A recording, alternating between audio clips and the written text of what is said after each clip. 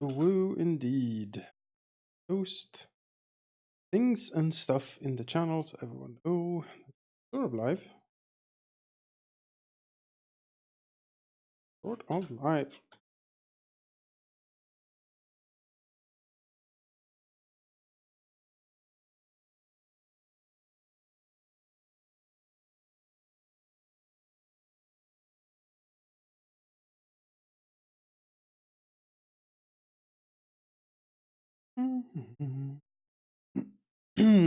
Hello.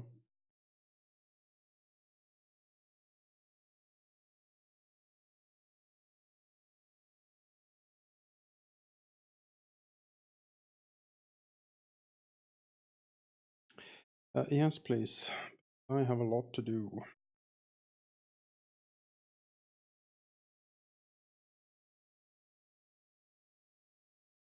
Yes.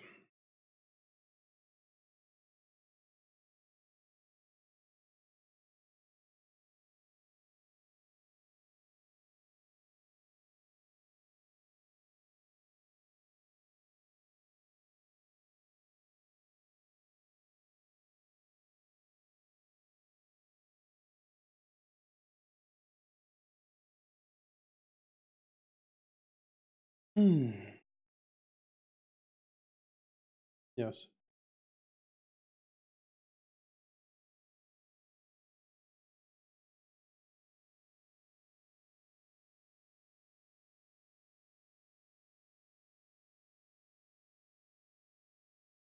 Can. Don't trust anything MapTool does.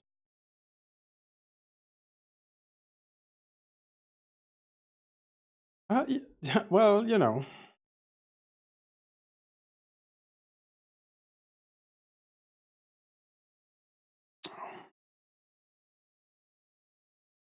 Great. I'm just gonna fill with the audio because apparently people on the stream can't hear everyone else.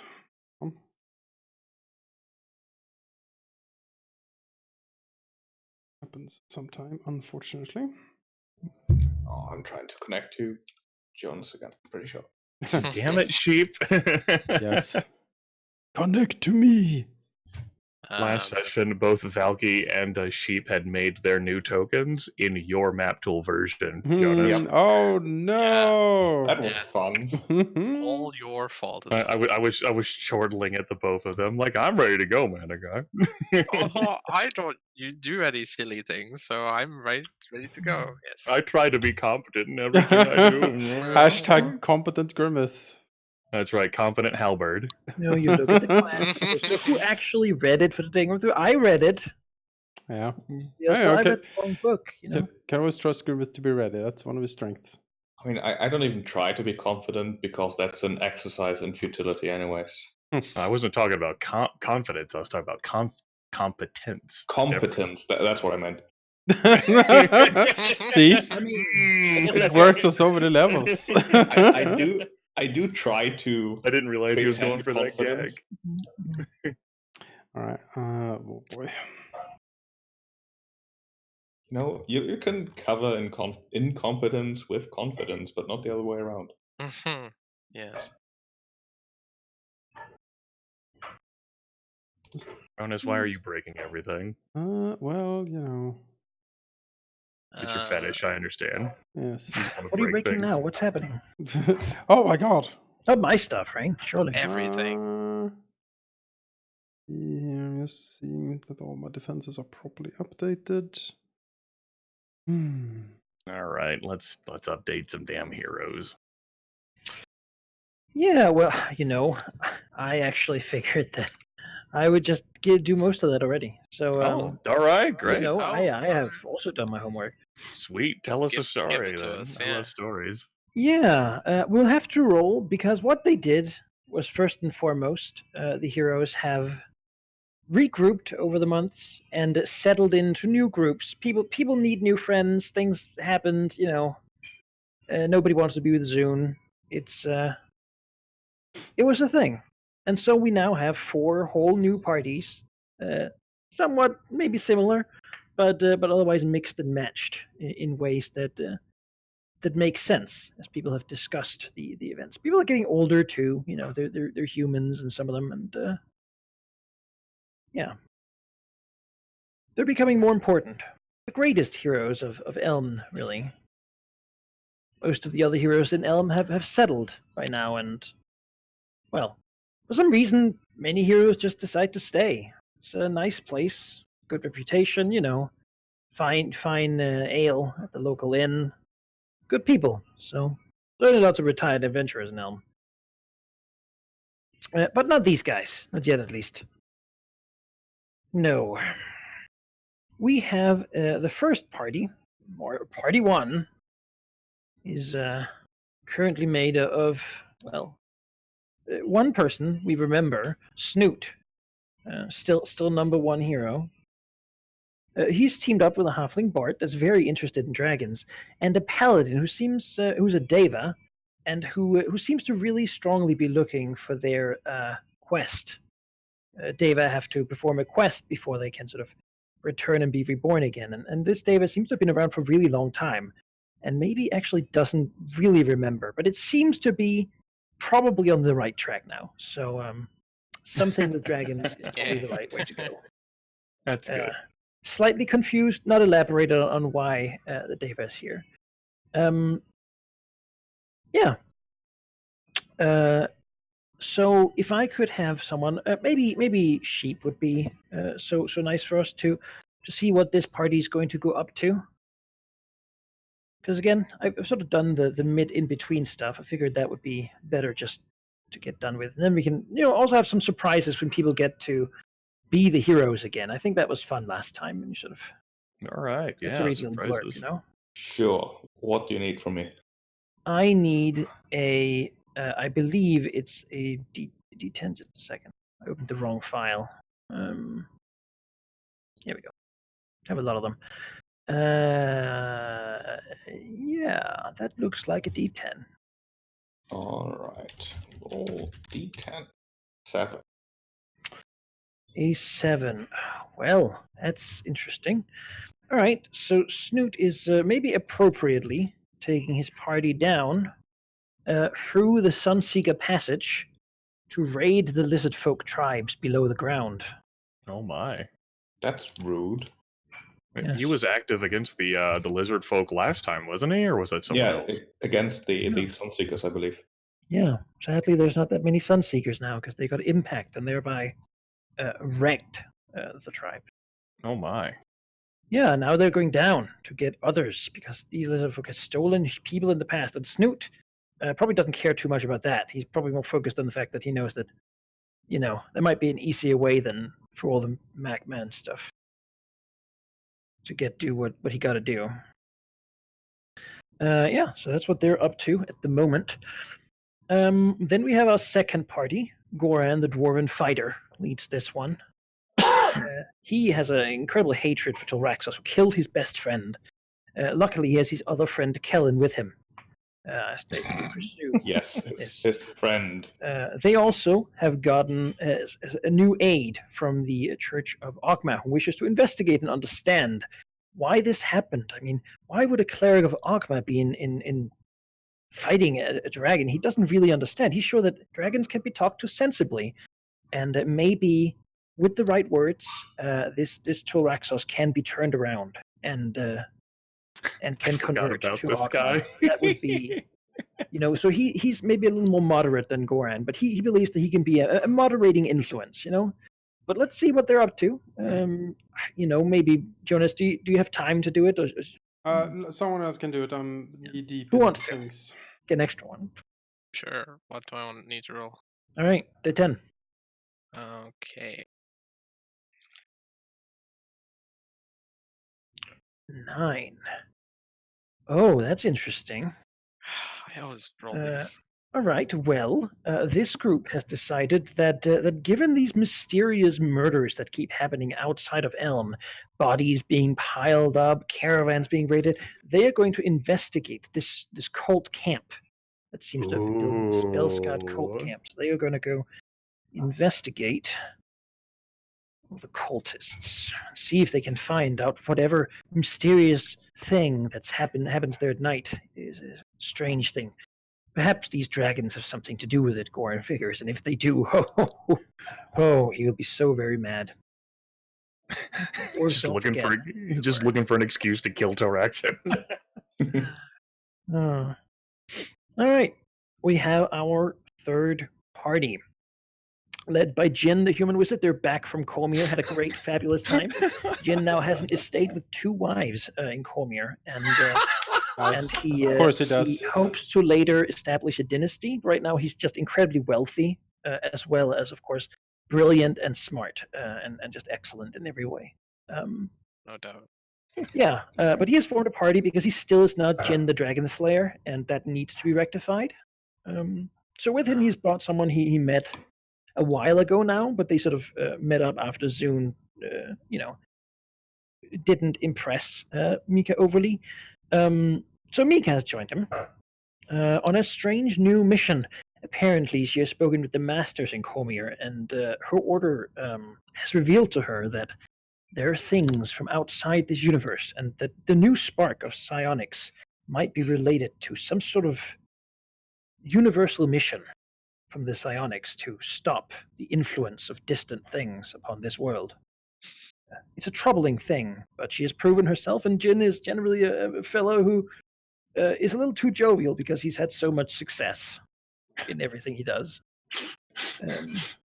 So he doesn't really take things too seriously. So with him, he has brought Zune, which probably to Mika's disdain. The Drow Ranger was sort of the one around at the time, and they needed to fill some. He needed someone else to be there, and Zune seemed to be a guy who was entertaining to Jin, and maybe he enjoys the friction between Mika and Zune as well. Fucking Jen. Well, Zune, of course, knows that to be truly hardcore and misunderstood, you have to face more difficulty, so people will feel bad for you and sort of admire you. And he's so goddamn cool. And people in Elm have been listening to a lot of his stories, and they're sort of like he's been talking a lot about. For someone sitting in a dark corner, he sure is loud, and maybe it's time he goes and actually proves some of his dedication here to go and do some of this stuff. Because Oh man. yeah, let's see what they're up to. 6. Oh, okay. Well, some people they met in Cormyr, as it turns out, came with them, and they've gotten a special mission for them. These are Thayans, and they have asked to investigate events from before the spell plague. Something that Jin thinks is very fascinating. I mean, who wouldn't, right? The Red Wizards, they're known to be wizards. He's a wizard. Yeah, the wizard buddies. It's all good. Of course, it's this group that fucking helps the fans. God damn it. Yeah, impact on that could mean a lot, certainly. Yeah. All right, then we have our fourth group, currently led by a so far unnamed Warlord of Hell. What the fudge? Like, you get here, these people to earn his freedom, perhaps. We're not really sure why, but he has to get these dragons, and it's a pretty hard job.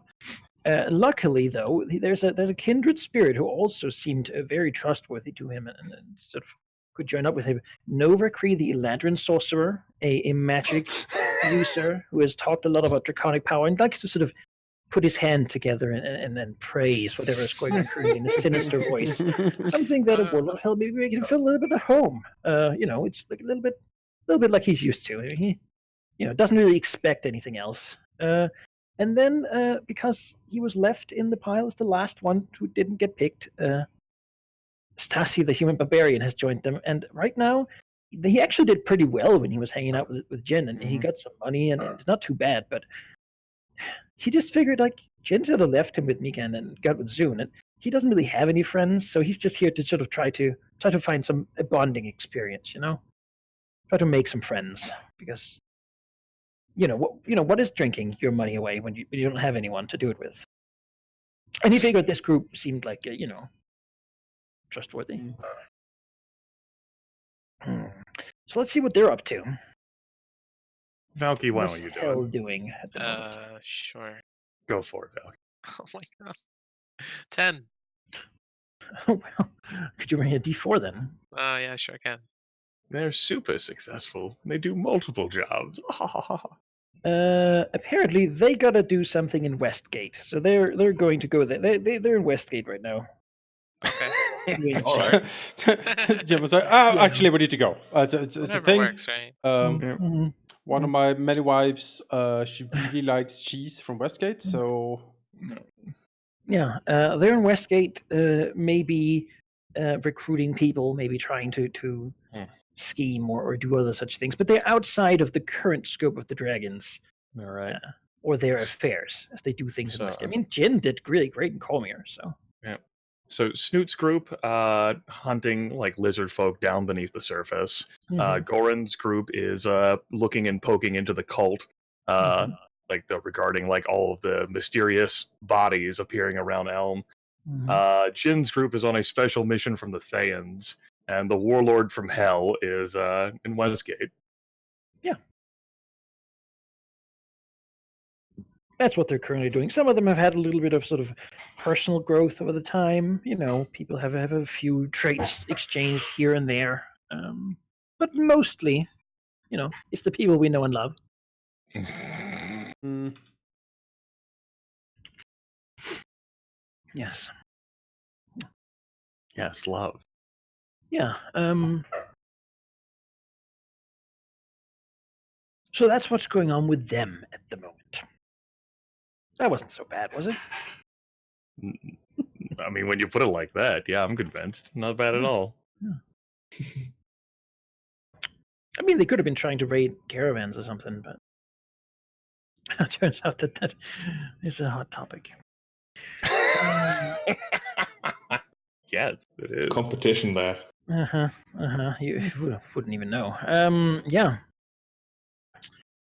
On that note, Jonas, how are we looking with we Mr. are Raxos? looking at another good 45 minutes probably, but that's okay. I can because there's a lot of. Well, it turns out your attention is the one I need most, like right now. Okay, great. most of I'll this time, stop. so- I'll stop for now then. And You keep- know, keep when up with it. Raxos votes for not going to fight for the next 45 minutes, He's sitting down, I'm contemplating. not ready at all. It's okay. It's okay. He probably has a lot to catch up on in his lair Yeah. anyway. In his Yeah, absence. we had like 2 Yes. downtimes and stuff Oh that God. has also made other things advance. So. Tyraxus Raxos has is been certainly gone for a needed while. at home. Yeah, he's been gone for a while. The good Tyraxus, certainly. Well, let's take the floor. Okay then. Since everyone had their lovely Paragon stories, I also have written something up for Tyraxus that I will now share with you all. Tyraxus has been absent for a while. And what has he been doing? Well, the scene will sort of fade in on an elaborate courtroom, like beautiful, perfect in all and every way, like snow crystals, ice, onyx, black as the night, tall, slender spires made of crystal and ice. This is no other place than the Unseelie Court itself, the High Court of the Queen and Heir of Darkness. And as we zoom in, sweep with the camera, we see many shadowy courtiers flit to and fro. There are the High Lords gathered, and a lavish feast has been laid out for the hundreds and hundreds of attendants. All laid in front and a little bit below the dais where the throne of shadow sits, and from which the Queen of Air and Darkness is said to rule. So, Phaedron had done exceptionally well. There was no question about it. Tyraxus was not Fey, and as such, should have no place at the table of the High Court of the Queen and Air and Darkness. And many a Fey Lord seemed stunned, if not scandalized, that Tyraxus had been permitted entrance to this, the Feast of the Last Storm. The feast to commemorate and honor winter's end and steal the Unseelie Court for the time of summer in the Great Cycle. Exclusive and alien delights aplenty for all the high lords of the court.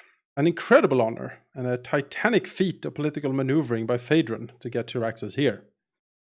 And yet I hate it, Tyraxus thought as he looked upon the 212th unseelie high court noble to mimsy forth before the Shadow Throne. And while the dark hounds slavered at her feet and Tiny Frost and Darkface served her delectable treats, the Fey noble prostrated and humbled himself in front of the cold majesty of the queen. "It is soon your turn, my lord," whispered Phaedron. "Please observe all the proper forms, my lord," he urged. Tyraxus seethed.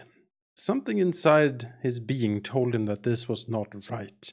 This court, this ceremony was not right. A feast to celebrate the waning of one's power? Whoso honors weakness? And as the thought of him having to debase himself in front of these creatures, trying to follow the million rules that they had set up just to spite him and each other, and the ridicule he would endure once he, of course, did some minor mistake. His mind was at its limit.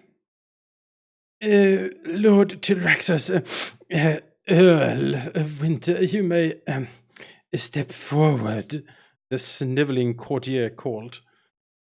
There was no mistaking the disrespect in the tone and the emphasis of Tyraxus's comparatively low rank and title, and the silent snickering of the assembled court. At this point, something just burst inside him. He was Tyraxus, a dragon of ancient and terrible majesty. He was not some sycophant or quivering supplicant. He was domination, he was fury, he was tyranny. This courtly dance were for subjects and servants, not him, and he would have it no longer. Phaedron's eyes widened in shock as he sensed his master's muscles tense.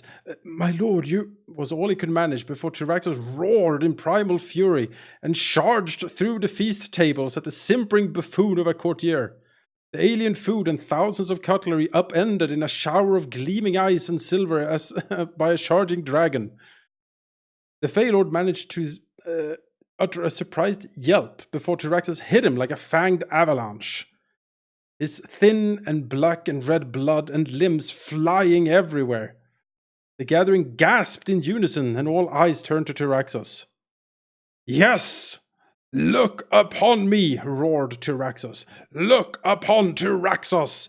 I am not yours to bind, not yours to control. I am tyranny, I am fury, I am a force of nature itself.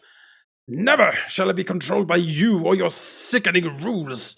I make my own destiny." He tossed the remains of the courtier at the feet of the Shadow Throne, and blood splattering at the feet of it. The courtroom burst into a roar, Fey lords and their servants screaming their outrage, preparing to end this affront to the courtly fancies. But then, suddenly, everything grew perfectly still. There had been a shift on the Shadow Throne, a movement impossible. The queen never showed herself. Her name was even forgotten. But now, eyes of black diamond, dark as the utter void and red as heart's blood. They gazed upon the devastated courtroom. They gazed at the gathering nobles. Then gazed the eyes at Tyraxus. And he felt it. Approval, amusement, glee, even. Tyraxus realized what he must do, and so he charged from the Shadow Throne, smashing through the pained eyes windows, and flew out into the polar night of the unseelie realm. He had been blessed, he realized, his determination more grim than ever. He flew with the eternal night, steeped in its shadows, its cold and fury. He flew for weeks, months, years. The feast had been for him to test his mettle, his determination, and his dedication. The gaze of the Queen of Air and Darkness was upon him, and it was approving. He had broken bonds. He had brought a blow to a stagnant order and showed the the true face of winter's fury to old lords who had seemingly forgotten it. And he would show the world the same. He would create a new order, one that should shake the very foundations of the world itself. The camera now sweeps over the Serpent Valley. Late autumn is upon it. The goats peacefully chewing their grass, the ruffian patrols making the leisurely walks to keep the peace, the distant hooger of an owlbear on the prowl. Suddenly, a flake of snow hit one of the goats' snout. It blinked in surprise and was just about to bleat its curious observation to his friends when the world went dark. From outside the valley, many observed the strange sight. From the heavens came a terrible winter storm, and in it the shape of wings, claws, and scales that struck utter cold terror in any who observed it. Old midwives made signs of warding, the great tree of elm shook, and a pair of twins were born with strange birthmarks and shimmering hair. Tyraxus, grim blackguard, Earl of the Unseelie Court, Winter's Night, and the last storm had returned to the valley. That is it.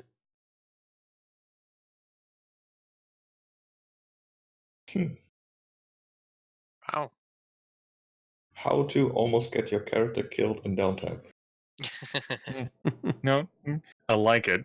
Until Yeah. Raxos almost acting out there like, I'll get mom to notice me, damn it. Supposed to prepare a gift for her. Fuck this. Fuck your stupid meal. Just throw it in everyone's face. She finds it funny. That's right, mom. Look at me. Just flies away. I'm awesome. He is pretty Vader awesome. is paler now, somehow. Yes. Yep. He was pretty sure that wasn't going to go well for him, and then it did. And he's like, Yes, my lord has insights, yes. That's right. Till Rexos chose the cunning strategy no one expected to amuse the Winter Queen. Someone has never tried. Someone's never tried this for 4,000 years. Yes, exactly. She was beyond this, we thought, but oh boy. Yes. Yeah. Among probably like 571 messages from Runella Coldbrew, there's since you watched like the beginning of last session, Jonas, you'll know that I sent out couriers have been sent out messages across the valley to each of the dragons that Verdalith is no more, and in her place is Imizure Lidrathir. Yes, I would need to say the spelling of that to commit that to memory. It's okay, it's on the token. I got you covered. Excellent. See, I started out with Emmy. Now I'm at Yep. Emizure. Yeah. Missouri. So we, it comes step by step. Misery. As most dragons, it's a bit of a mouthful. Or I as don't you know. said yesterday when we were playing Vermintide 2, misery. Yeah, misery. That's what's going to be misery. Lady Misery. Yeah. That is Tyraxus' story. He returns as the herald of the coldest winter the area has seen in a lifetime. It's going to be great. There's an image of like Verdalith, or Emizure, rather, like laying on like her hill.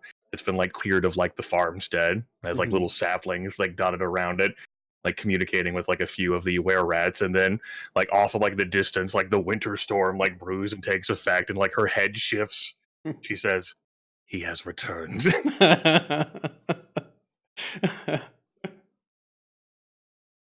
Yes. Yeah. And soon enough, I would say. I would give you the same news, of course, as I gave the others last time, but I think you heard it in the session, so I will abstain from repeating myself a bunch and just give you what it might be unique to Tyraxos. Yes. Yeah, because there's a couple of visitors when he returns. Mm. Two, in fact. And Brunella is very. She looks when she comes to him a bit sheepish and sort of battered and bruised.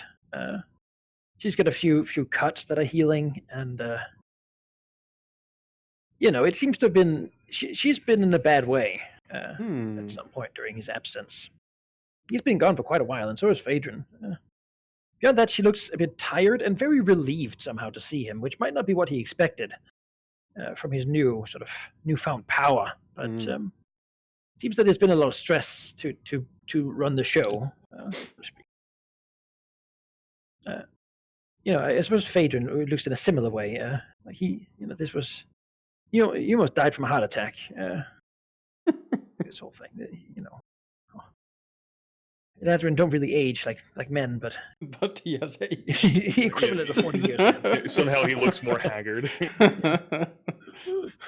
Like, hair is It's turning the first white. time he ever felt cold. Yeah, exactly. Oh, the utter cold grip is harsh. He never wants to feel that again. Grip of death just closing around his throat.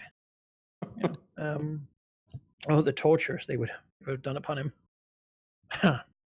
Ronell will, however, offer that there seem to be two current guests, though they might not be staying long. It's fortunate that he arrived, but it seemed like other dragons had been seen in activity, and so, two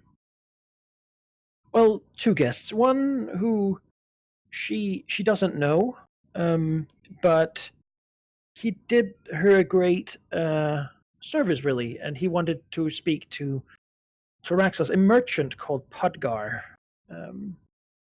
All right. From the Dragon Coast. He's been here for a while, she'll say. He hasn't really... He seems to find it all terribly exciting.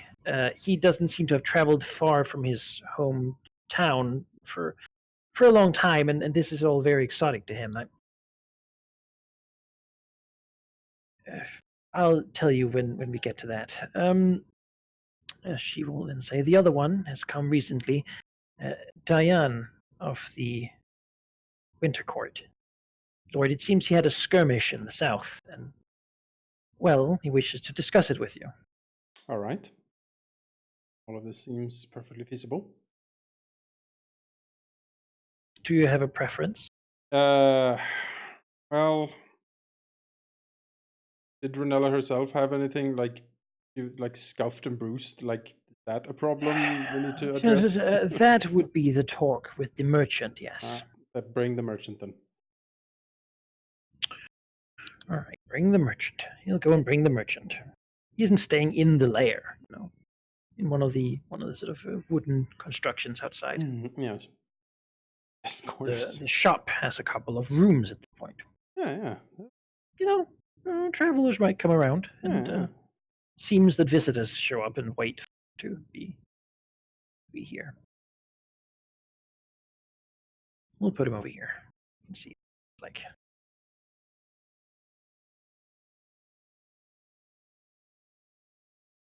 A fancy fellow. He's wearing a short purplish cloak, a fancy hat with a long feather, and sort of those baggy pants and sort of sleeves. That sort of shows that he's a sophisticated man of some wealth. As he comes before Traxos, he bows very deeply and does not look at the dragon directly. Yes.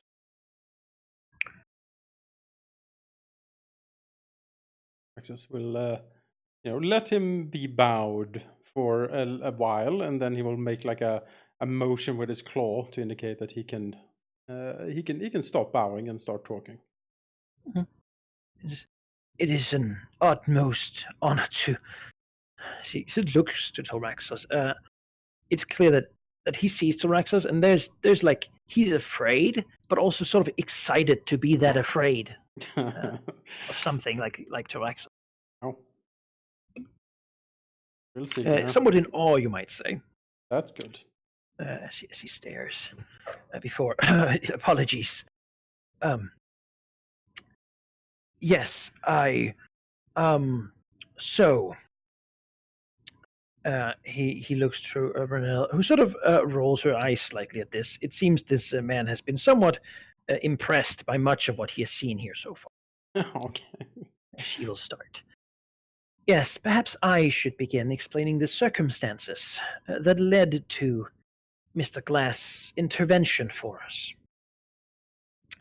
Our caravan to Tizir was attacked. She sort of gestures to herself. Sahagin emerged from a soft bog and surrounded the caravan soon after we left Tessir.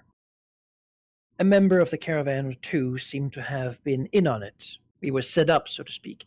We hired a guide in Tessir to lead us a faster way south, but he shakes her head. Well, he led us into an ambush.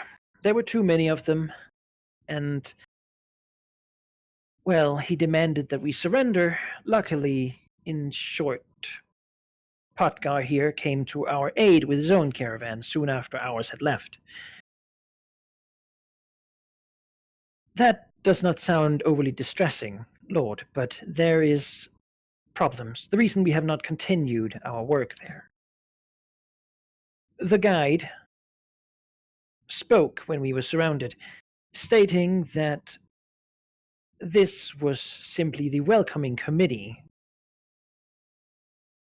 coming to accept our donation to the local lord, and that all the goods and many of our people would be taken as tribute. He would graciously accept this. He said this was on behalf of the heir of the Black Doom.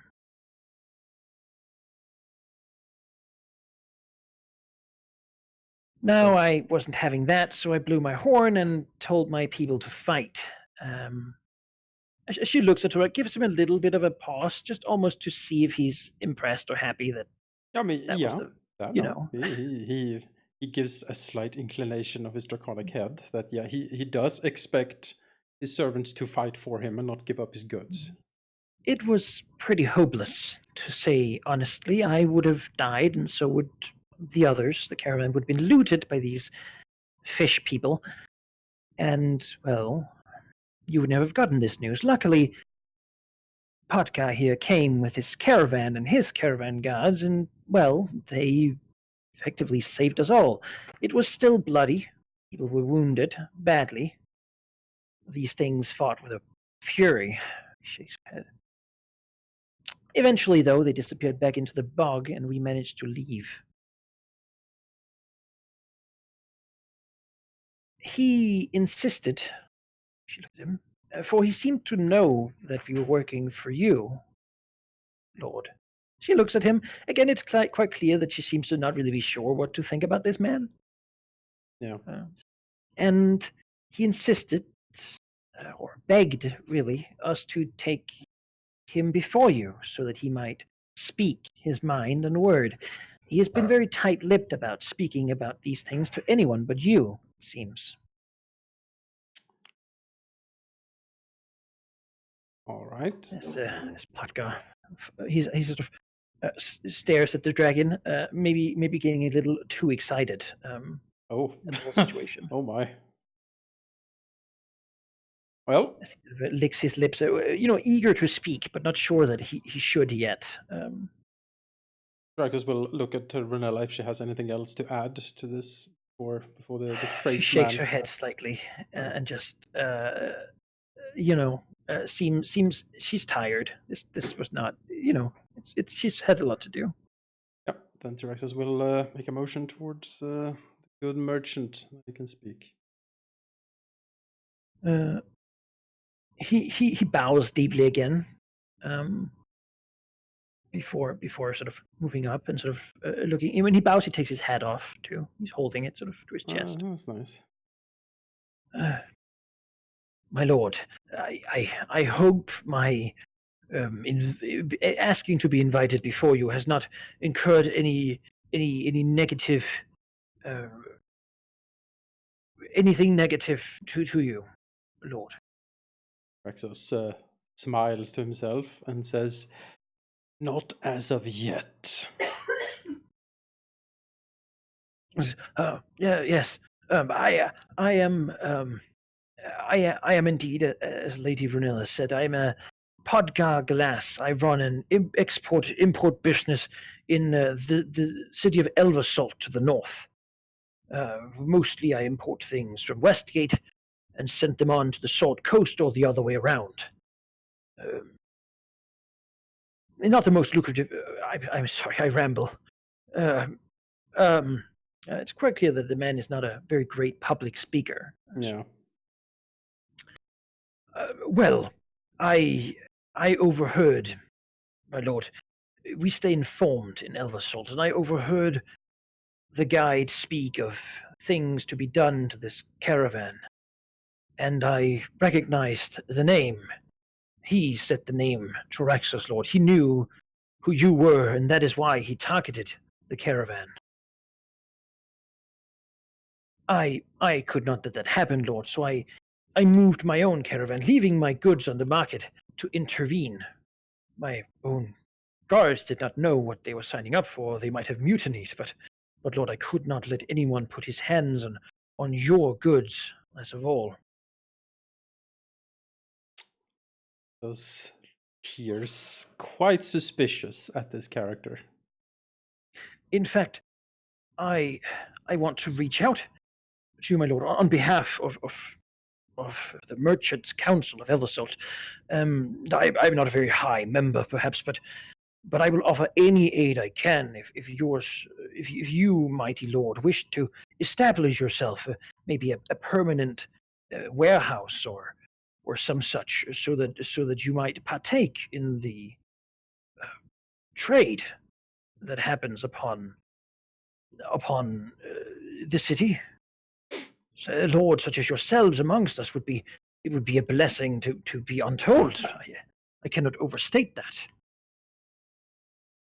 Traxos, like clients says, like to decide, what does he remember of this place that this merchant come from Eldersalt? Yeah. Oh God, what would be like history? Well, let me tell you something about Traxos and his. Traxos will look over to Phaedron, or Phaedron looks at him, and I don't think Phaedron knows. I think he just like Traxos looks to the were serpent. The were serpent. Like I don't know. I think he looks, begins to sweat a little, and then does like a handstand. Traxos will turn back towards Podgar for now, and will, in the meantime, consider his own historical knowledge, which is not the greatest.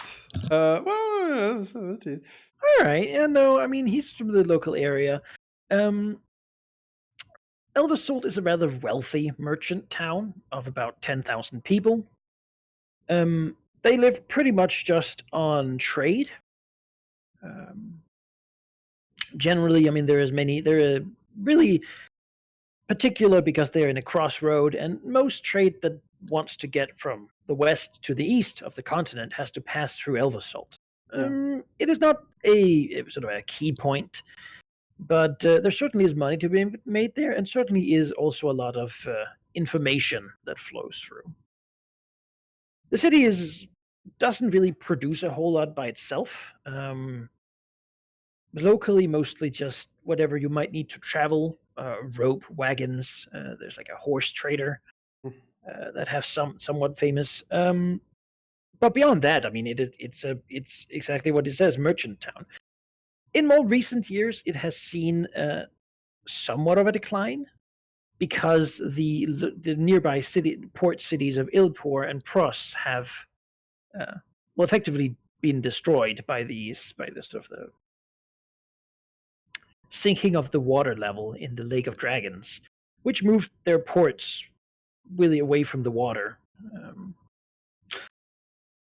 Many people now travel across the edges of the Lake of the Dragon, avoiding the city, but it is still, I mean, a wealthy merchant town.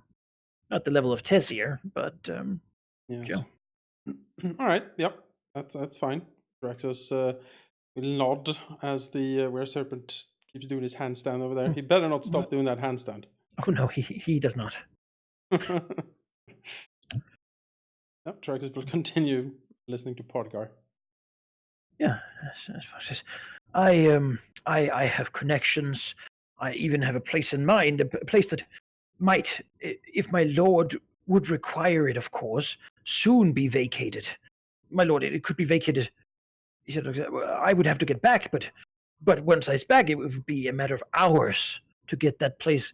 The owners will want to sell it at a low price, my lord, very low price, I can assure you. Hmm. And I could even help you get a discount. My lord, I have heard while staying here that you intend to open a trade route from Thunderhome under the mountains. I do a lot of business with Thunderhome. Elversalt, we supply almost anything Thunderhome requires. Lord, I could make sure that goods going to Westgate are shifted south towards Thunderhome so that they might be brought under the mountains before being sent on. Lord, that way, surely trade would flourish. Traxos nods to himself. The man has certainly uncovered some of the scheme in this case. Traxos nods slightly and says, "It is a offer that intrigues me. I have a few thoughts, however. He First of nods all, eagerly. Traxos holds up a serrated claw. You say that you dropped everything to rush to my minion's aid, and although I commend you for your choice of action, I am, of course, somewhat suspicious as to why you decided to do so. This seems awfully convenient to me. Maybe you were the one who hired these other ruffians in an attempt to steer me from my intended target and to you instead. Do you have anything to assure me that this deception is not something you are engaging in?" He looks mortified for a second at the very thought, and then he sort of stammers as if he's remembering something. Yes, Lord, of course, Lord, I would not come before you without some proof of my intentions. I was told, Lord, that when I had done this service for you, that when I had proven myself useful, that I should simply say, sort of wipes his forehead a little bit and takes out what seems to be like a handkerchief, basically, which he then like rips. As it seems that he rips at the seam in it, and sort of until it he sort of goes a little red, and it sort of eventually tears. It's a few seconds of awkward waiting. As he then pulls out like a piece of what seems to be parchment that he then opens and reads. I was told that that Protector Velignith offers whatever assistance he can in establishing Tulraxos' reign in the north. Raxos, ridge As he above his looks up, eyes, still sweating. shoots up. I was told that would assure you of my good intentions, Lord. That assures me none of the sort, if I am honest. He look over to Phaedron and is considers to ask him what the fuck has gone on with Valignith over the past few months, but then remembers that Phaedron has been with him as well and doesn't know. He reflexively turns towards the were-serpent, and then it's just no, that idiot doesn't know a thing. And then he says, "Well, that is amusing news." He indicates that he should bring the parchment over to him so he could take a look. Sure, he does so. There's a slight misspelling of Valignith written upon it. Who are these idiots? All right, well, Tyraxus lets the paper fall to the side for the were-serpent or Phaedron to pick up. And he says, "Very well. It shall be as you suggest." He looks over to Ronella. "Miss Coldbrew, you will coordinate efforts with Potgar Glass here to set up the warehouse and the trading business in his town." She nods slowly. Says, "It'll be as you say, my lord." Looks over to Podgar. "We shall speak more in the future, I should think." He nods. "Of course, Lord. I'm honored.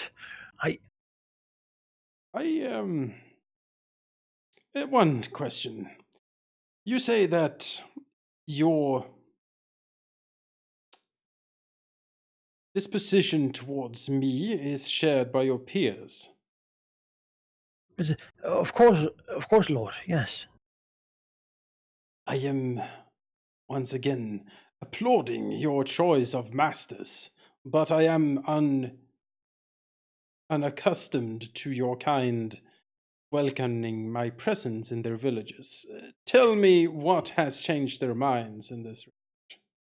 Oh, Lord, it is not, of course, for the common people to know these things, but for many in the merchant council know that times are changing, Lord, that the old ways are going away, and we have been assured, as he glances to the paper, that those who make good service, Lord, are also rewarded in good time. That is certainly true. People useful to me will be taken care of and will enjoy my protection. Nods slowly. Very well. It shall be as you suggest. Nods to Ronella to set everything up. Looks back to Podgar if there was anything else. He just looks, takes that couple seconds to just look at Tolraxus again, really sort of trying to be able to remember the sight, And he Draxus. bows, and he'll probably have nightmares for the next many nights about it. But in a way, maybe that is something he would not be too unhappy about. It seems as he will sort of again bow and sort of almost walk backwards, bowed. His cape sort of awkwardly falling over his back as he sort of walks out. Brunella not bothering. She sort of swaggers over there and grabs his arm and sort of moves him out of there too. Yeah. To do whatever business need to be done. It's quite clear that this man is a businessman and not indeed that Renella said that he was not a very adventurous soul. She's certainly right in that respect. All right then.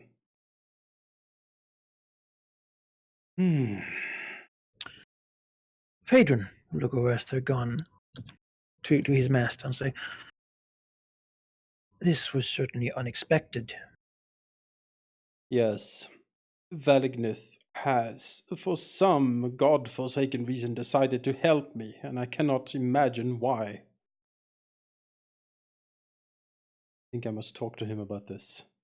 In Fey culture, such things can often be made to incur a debt if it is accepted.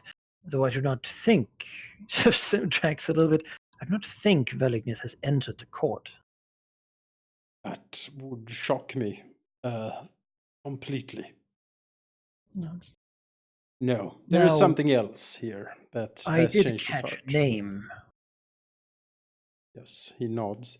Yes, the Black Doom. He nods. I, however, have no understanding of it. Look into it for me. Yes, we need to know if there is indeed the heir of the great black dragon still around. And if he is, we need to size him up. There is only room for so many dragons around these parts. I will try to look into it. Nods. You can use the were serpent, whatever his name was. Tyraxus doesn't remember such things. I am told that he is sneaky and good at infiltration. Tyraxus will look over to him. He looks to the thing, frowns slightly, but nods. Can the were Interesting. serpent make more were serpents, by the way? No, he is impotent in that matter. Who can make more were serpents? One of the hags? One of the hags would be able to do such a thing. Currently under control of another hag. Yes. Yes. Which means that they cannot replicate what they used to be able to do, except for the mind control hag, basically. But she could probably work on that if you want more were serpents, I need more sneaky snakes, I think, to infiltrate and do. They need good stock, Yes, indeed. Maybe some supplies could be made from from Elm, or there's a burgeoning slave trade around. Maybe some people from that Spellscar camp can be bought. Certainly possible. Yes, that will definitely need to be looked into as well. Phaedron is to look into the Black Doom and also to arrange a meeting with the hag. Send the hag here. Draxus summons her. Mhm. Yes. Now then, there was something else. Yes. Yes. The centaur has arrived Mm. and requested to enter to speak with Earl Zulraxos. Yes, the centaur may step before the earl. Mhm. Which he will then do. Phaedron making sure to be present for this sort of courtly thing. As Diane will come to meet Tolraxos. Hey, it's this guy. Yes, this guy. He hasn't really brought anyone else. As he arrives. And he does sort of the cordial. I mean, Tolraxos knows this by now, how you're supposed to greet like superiors, or and that's basically what Diane does. It takes a little while, and he sort of has like a smirk on his lips while doing it. Mm-hmm. As Phaedron sort of leans over and whispers, "He knows of what happened, Lord." Then he knows I have the favor of the lady. Yours. Nods. As Leon looks to him and says, "Do I have your permission to speak, Earl of Winter?" You have my permission to speak, Knight of Winter. "Thank you.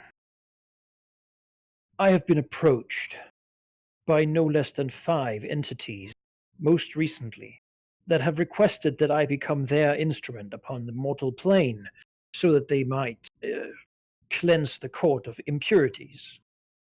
Xerxes with a slight smile, as if he finds it very amusing.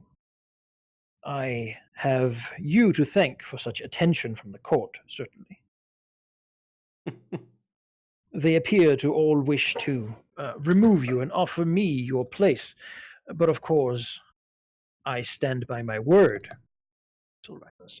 We will grow in power, but not at the expenditure of one another." Nods. Very wise. Yes, yes. "I wish to inform you of the plots, however. As I have refused, I'm sure there are those around who will not." Yes, yes. Draxus looks over to Phaedron again. Phaedron looks ever so loyal. I'm sure he does. What other potentials do we have around here? I was under the impression that most of the unseelie forces have moved south. They are not, it is true, but as victories are won, others, like myself, might begin to return looking for domain. It is, however, not what I came here to talk about, merely something I wish to inform an ally. You Nods. see, most recently I was visited by 2 stone giants. Oh no. They came from the mountains and demanded tribute of me, of the steppe lands, saying that it fell under their domain. I promptly told them to get back to their mountains, and though I did not want to fight them up close, we peppered them with shots. They could not catch us, and so they were forced to return to the highlands. I wanted to reassure myself that should it come to that, we would have your support in withstanding such foes. I have no interest of becoming the pawn of such creatures. Draxus considers and then says, "Yes, our alliance holds as far as I am concerned. You have, in a way, sworn yourself to me, a form of vassalage, I think, and that obliges me, as your liege, to help defend you and yours, if it comes to it." Beyond that, the trade going south has grown meek. It seems that fewer merchants travel the road than they used to. It is quite natural due to the conflict. However, it has also left my lands with little funds, wealth. This makes court dealings somewhat difficult, as you understand. I wanted perhaps to ask if we could have your assistance in crossing the river to aid the lands north of it. Those have people. People have wealth. Wealth that could be taken and put to better use. Small settlements could be found and such, but we are not well versed in this land, and our old rivals, the Vemics, might interfere, cut off our escape. We're not looking to settle this place, simply to burn and take what we require. I wanted to make sure it is not claimed by you, however, before I made any action towards this. Oh, let's see.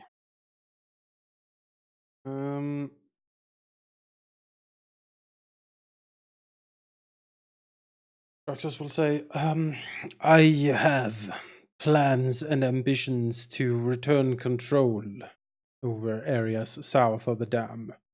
Specifically, the old ruins of the Eel Fort.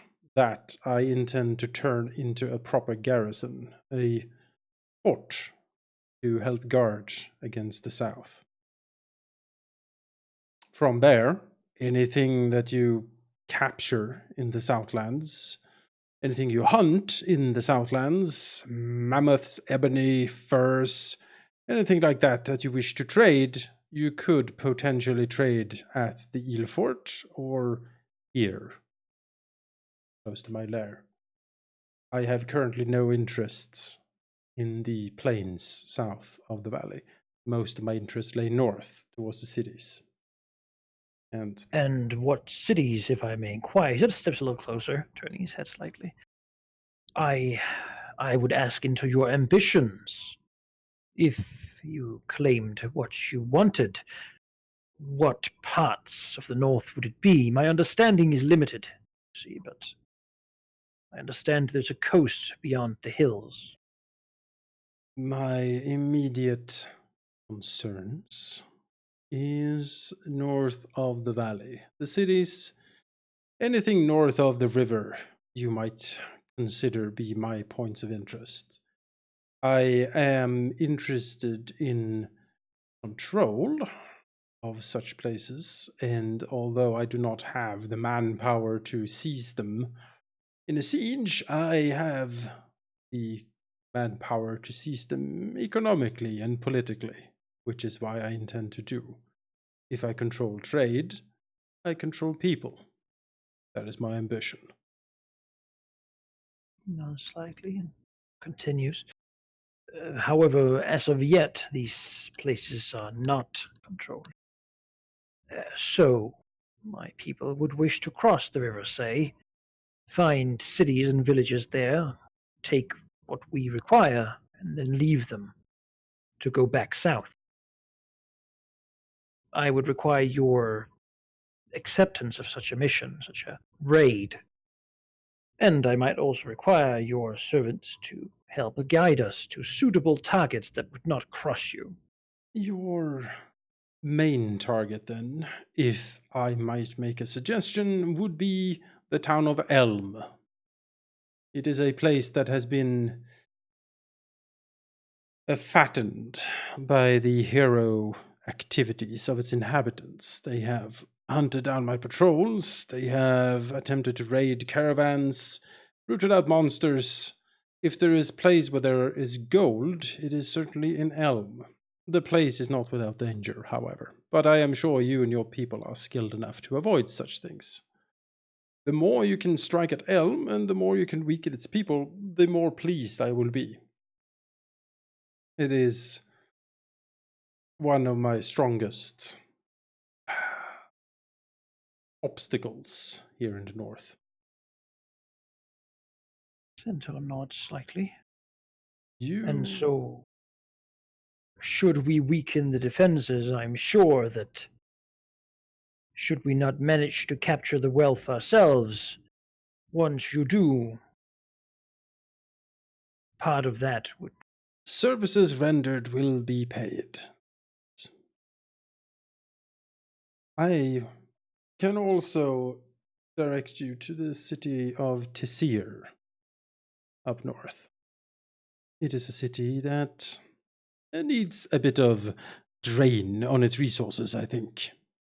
While I would tell you to stay away from Elversalt and caravans bearing that crest or coming from that city. They have chosen to ally with me, and as such are not to be touched. No, it's as if he's heard the name of Tessir itself. Lord, would it be possible to get to this other city without going east? The crossing here, the bridge outside the valley, that bridge is not being watched by the Wemmicks of the east. Could we cross that bridge, we could bypass them. Nods. That should be doable, yes. Okay, so do we have the bridge marked on our map? Let's see. Is it that? Yes, the bridge. That needs to be.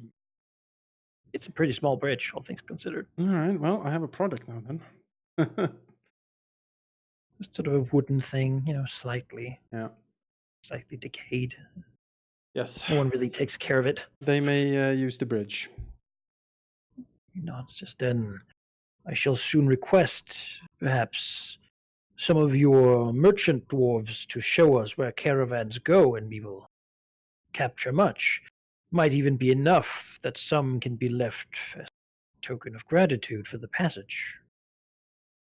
Nods. As I said, if you provide a service, I will render payment, and I expect the same in return. If your people assist in weakening Elm's defenses, cut them off trade, they siege, starve them, etc., you will have your share of the spoils. If, however, you hunt other targets on my lands, I expect part of the spoils. Yeah.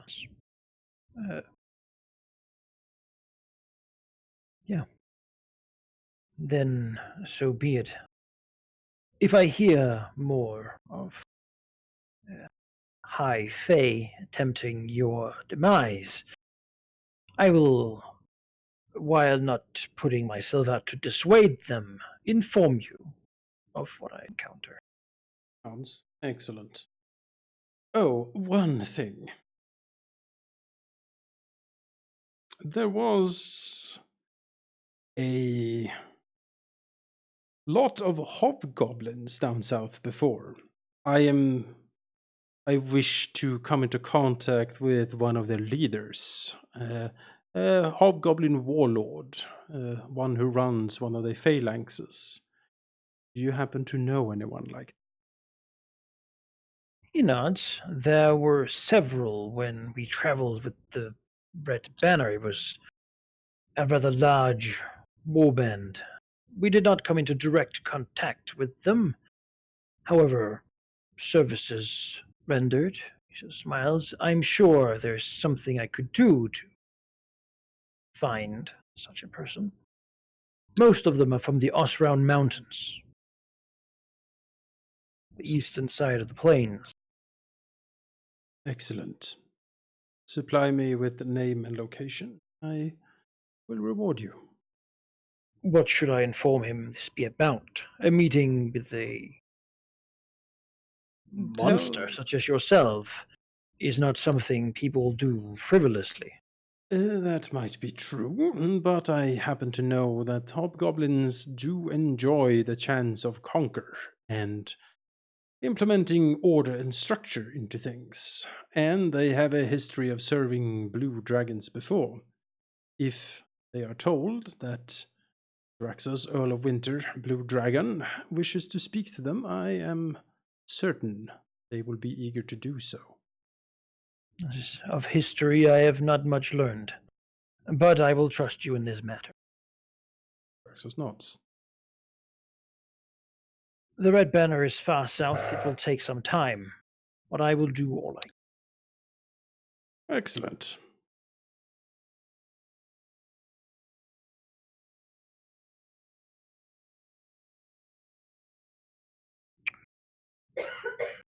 Yeah. Then he will sort of smile, perhaps thinking of what he heard happened at the feast again, and then he will just look at Toraxus and there's like a slight spark of admiration in those eyes. Like Toraxus did it, right? He told those old garbage gargoyles to go screw themselves, and he got away with it. And for someone who's not Fey, but certainly subservient to Fey very much all the time, that might actually somewhat earn Diane's respect a lot more than being perfectly good with cutlery. Yes. Only cutlery Tyraxus is good with is his claws. It's really not made for him either. No. So awkward. Oh yeah, no, it was. Like, as I said, the whole thing was designed to just utterly humiliate him. He showed them. He did. Yeah. As Diane will take his leave.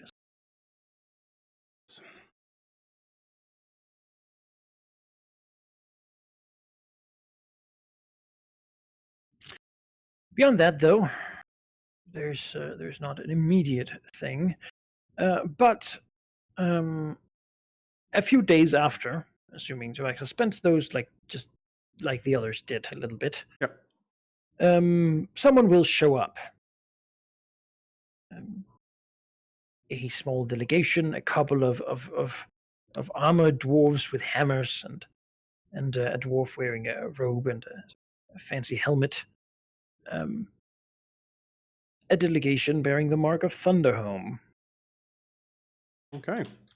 They seem to have come around the valley, not under it. From what Tomax has heard, trade is still sparse, as it's very new, and it's also like the water isn't really controlled or entirely safe. Mm-hmm. It's also a long journey, but people have been told that with black pearls, which you can buy at a premium, you can travel safely. Though that sort of news is probably hard for them to get. Explorers have been poking around down there, looking about.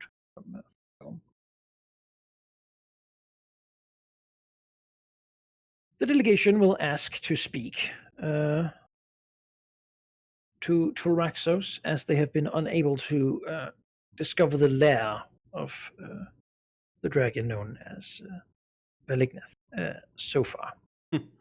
Certainly, Tyraxus will speak to these dwarves. All right. Well, that is how it'll have to be. They suppose, as effectively they're here to talk of relations. They wish to know how Troraxos and Velignith feel about Thunderhome and Thunderhome's expansion towards this area, both above and below the mountains. Many old ruins and holds and mines might lie in these mountains, and Thunderhome would wish to claim them, as their ancestors once did. Well, Tyraxus will lay out the general deal that we have with the current dwarves, is that dwarves are so far welcome to operate in this area under the auspices of the dragons, as long as they remember who the true masters are here, and that the dragons are paid due respect and due taxation for the protection and the grace of using their lands for such adventures. And where exactly, the Enmore would ask, is that land? Rexos, like, he understands that there's a dock in the Underdark, which would be the beginning, he believes, of what is claimed by Velignith, and he believes that this valley has been claimed by Tilraxos. Yes. There's the matter of the mountains, though. The dwarves have taken possessions of an old dwarven watchtower somewhat into the mountains from Thunderhome, and certainly have seen no activity of the dragons there. They had to deal with a hill giant and his band of ogres that was staying there. They managed to defeat him and take it over. Beyond that, they have found signs that their dwarven ancestors of the region had a lot of silver, and so they have begun prospecting around the watchtower, trying to see if they could find such a miracle mine. Mm-hmm. They, however, have lost a lot of expeditions that have been sent further into the mountains, and there are ruins there that are not dwarven, ruins that seem to curse those who walk within, and they just want to make sure that this is surely nothing to do with dragon. If it's the lake, like the area of the dead city, it has nothing to do with dragons. But I mean, Taraxis will explain to him that, as far as he is concerned, the whole mountain range is his interest. And if his grasping claws come into contact with the dwarven expedition, he will expect that they will behave in the same way as the other dwarves in this valley and around it do when they encounter him. Which is to say, they will be subservient to him. I mean, he's not a cruel master, and if the dwarves really want to dig in and start fighting not only hill giants but also dragons, I mean, that is certainly their prerogative. They can fight if they so desire, but if they do, they will be subjugated. It is easier for both parties to simply acknowledge the power structure here and get on with it. Yes, the envoy will state that he is, of course, not here to make decisions. He's here to be informed, so that he may inform his lords of the disposition. Yeah, no, he can inform them about this disposition if he so desires.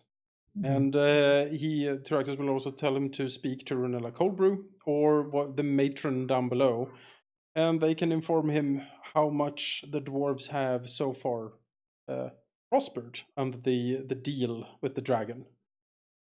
And surely hearing these stories will convince the envoy that this is the right course of action. Yes, subservience. The Longbeard does not seem overly impressed. Proposal at the moment. Oh, really? As he will really? inquire then about the ancient hold below, claimed by Thunderhome as being something they desire. He understands that a independent clan of dwarves have also set out to find it. Of course, many people in Thunderhome believe that such a thing would have been falling apart, but explorers have seen it. It does not seem to currently be used or claimed by anything but mad Darrow and monsters. So surely the understanding will be that whoever were to claim such a space would, of course, be the de facto holders of it. The dwarf would like to hear what the dwarf lords would like to hear what the dragons think of the ancient hold. As far as they know, there's no treasures left behind in it.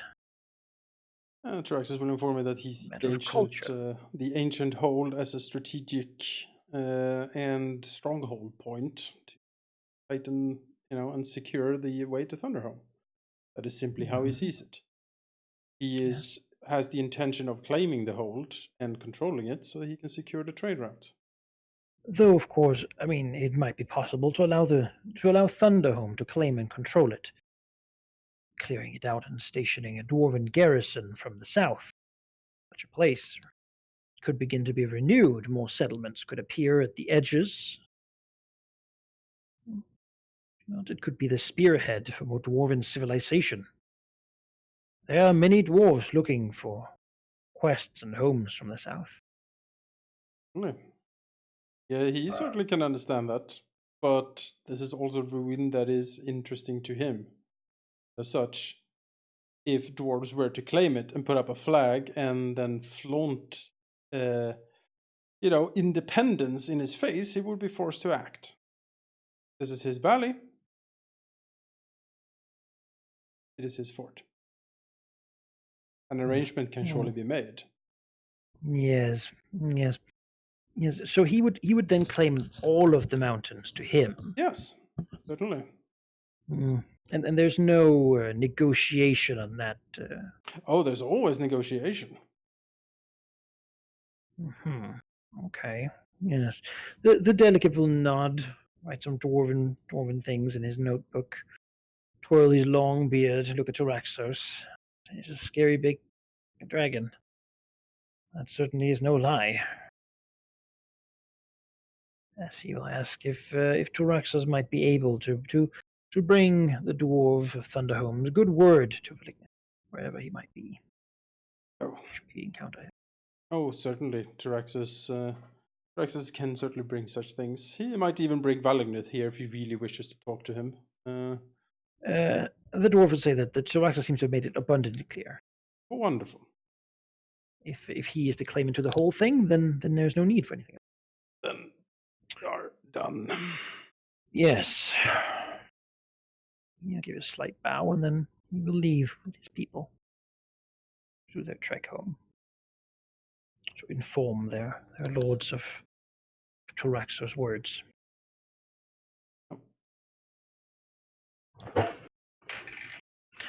Beyond that, though, nothing more. Okay. Now we can bring the others back into the conversation Wonderful. if they're still here. Yeah, I don't know. They might have left at this point. No, I've been listening intently. Wait, what time is it? Oh. Oh, someone said something in my ear. Oh. Yeah. Yeah, no one else is calling upon him. Yeah, he has a couple of days to rest and so forth, but Yep. you got the news the others get sort of for people. Yeah, I don't think the news of the dragon's changes really spread to his minions. I mean, they mostly stay here or go far away, so they don't really know what happens at the shrine to Millar or in the Underdark. Mm-hmm. Well, Taraxis will. There might actually have been like someone who was like, "Oh, there was a missive." Remember, like there's a missive the dragons called some like 10 days ago Oh. for a meeting, but we informed them that you were unavailable. Oh, I see. Yes. Well. Taraxis will send like a runner with a message to Valagnith that he would request a meeting. Poor runner.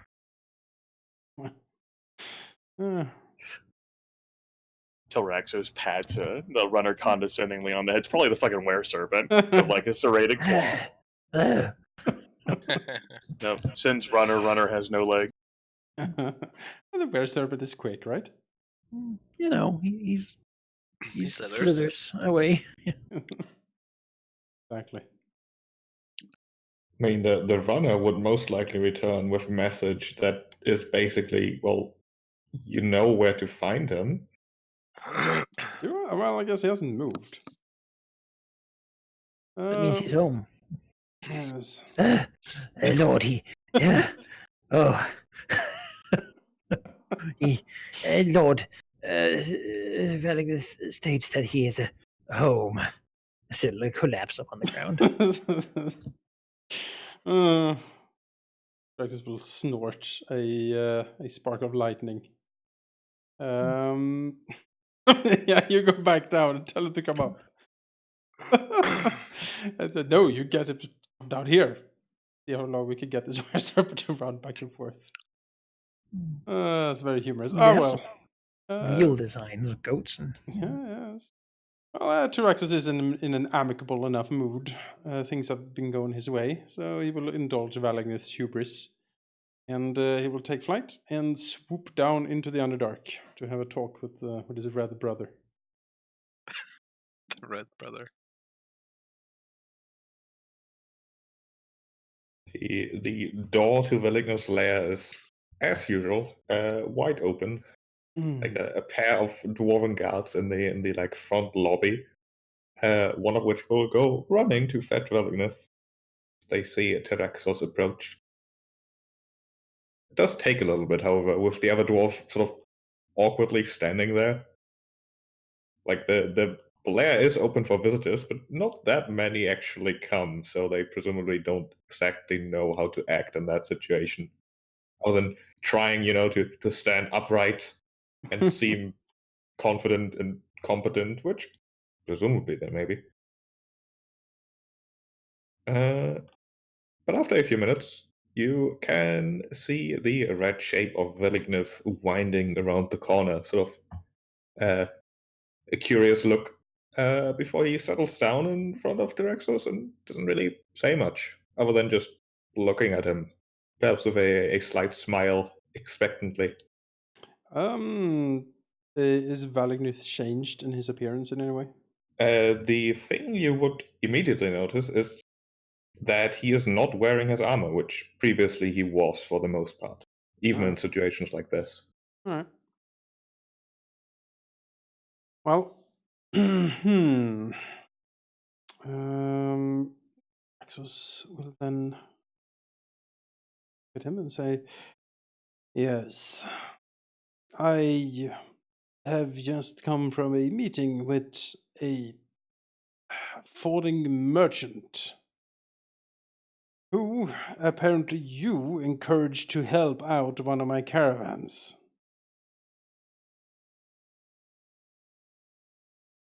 This is rather odd behavior, and I would like an explanation. I mean,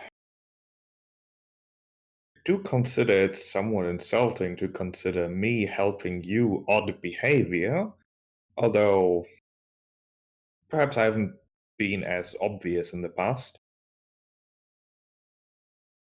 Well, Tyraxus waves a claw. There is a difference in assisting one another in battle, where our lives are at stake. Rather, you assisted an ambition and a project of mine, which I think is new. You have never shown any interest in anything I do before. It is true, I have not. But previously, I did not consider personal success to be connected to our lives as much as I have come in recent times. In short, there's a couple ways to explain this. The easiest would be for you to just accept what you've been given. It's not a gift. I wouldn't grovel before you with tribute in my claws to deliver to you, nor is it a favor because I do not expect anything in return. You could simply consider it good fortune and try to make the best of it.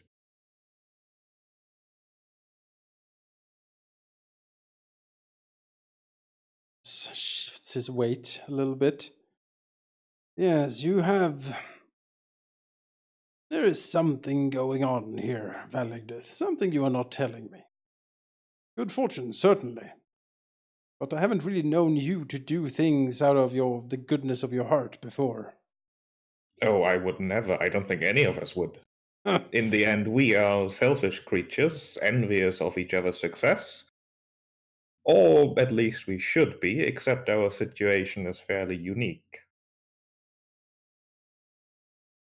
If you want the full explanation, it's complicated. I don't really enjoy complicated, however, it might make things between each other easier if I did go into the whole complicated aspect of, well, everything, really. But suffice to say that I consider your success important to my success as well. It is. How to put this? I'm not good with words, and I've come to accept that. In the end, if this world were more as you would like it, as in under control of us, you, of course, included in that, I do believe that this whole curse situation could much more easily be solved. We are dragon, and we have always been dragons, but there was a time where we were created, so to speak, as children of one of the greater deities back in the time. Deities get their power from the success of, well, what they consider theirs. We are, whether you accept that or not, followers of one such being. In addition to whatever fake odd business you do, you would be split in that regard. And said being may or may not have an interest in also opposing hell in a way that will relieve us of our problems here. So, to make this complicated matter simplified, your success, your inevitable subjugation of the areas you consider interesting for you would empower said Mother of Dragons, and in return allow her to assist us. I've taken it upon myself to help you help her. Raxus blinks with a start. The Mother of Dragons and Tiamat is not something anyone really worships, not even dragons normally. Because she is a dangerous deity. He will peer towards Valnith. Does he like carry a symbol of Tiamat, or like is the lair bedecked in any way of like symbolism of Tiamat at this point? Not that you can immediately see, no. Maybe Valgnith notices Tyrax's furtive glances around, and then Tyraxus will settle his eyes upon him again. Very well, Valgnith. It seems that you have indeed had a change of heart. I am curious about this new path you have chosen for yourself. And if it is, as you indicate, it is a potentially dangerous one for you. Nevertheless, if you continue to assist my endeavors in controlling the trade and the economy of the northern cities here, I will accept your assistance. Well, you have to understand, it's not so much that I've had a change of heart, it's that I had a few months to think, you see. I've been angry at the world in general. And what I didn't realize at the time is that I was, in fact, angry at the world in general because it is not the way it's supposed to be. This mortal rule, this hell messing with dragons, it is all infuriating. And I showed it at times when I was perhaps a little bit reckless, but I did relish opportunities to let go of some of that anger. Now, my willing association with something that may or may not be a good idea in the end, it is yet to see whether it will flourish the way I think I know it will. That's just the logical conclusion. It is what you, and in a sense, Verlith, Emmy, as she's called these days, have shown me. It is perhaps your way of approaching a solution to our problems as well, but not in the way that we dragons should. I mean, not to suggest that whatever you or Emmy are doing is inappropriate or wrong in any way whatsoever. It is just, well, I want to help you be the dragons I know you can be. You should be. I want to help you change the world around us so that we too can change the fate that surrounds us.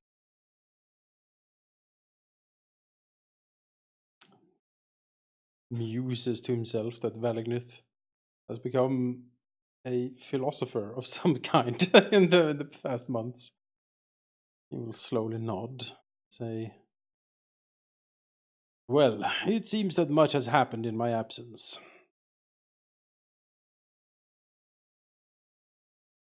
Oh, you'd be surprised at what being in tune with the thing that drives you can really do to your general perspective of things. Oh, I am quite attuned to what drives me. Sure you. Around.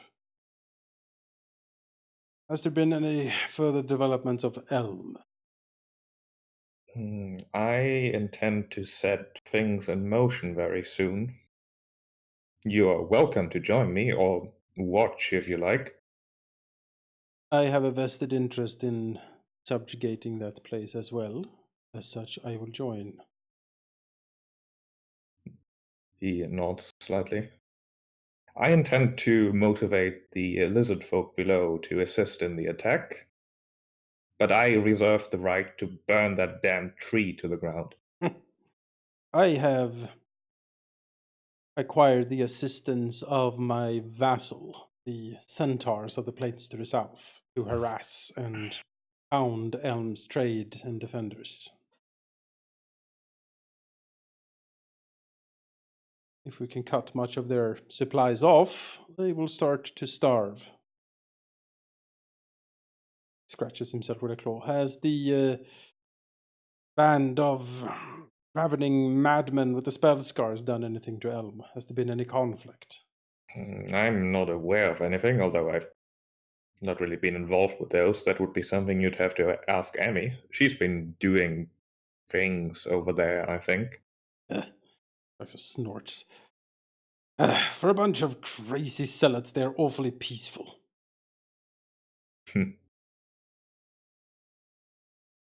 Very well. If it comes to it, I will assist against Elm. I am sure you can inform me of your plans, and I will supply my minions to assist the best I can. I have orcs and hobgoblins and some ogres, and a good band of fairly trained militia. Grunts. Not proper soldiers or an army, unfortunately, but they can do some damage. I can also summon assistance from my court. They are not made for an open fight, but they can assassinate, terrorize, and otherwise obfuscate and bewilder any enemy. Shadows and darkness coming to life is a frightening thing, especially at night.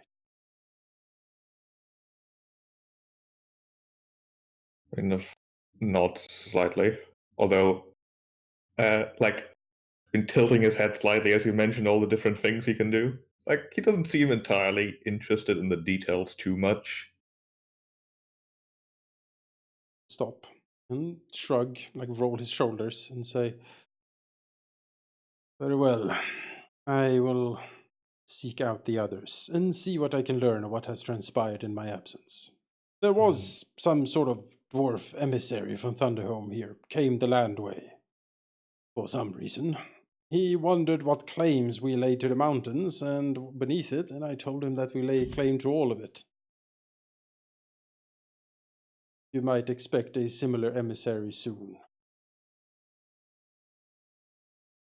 I'm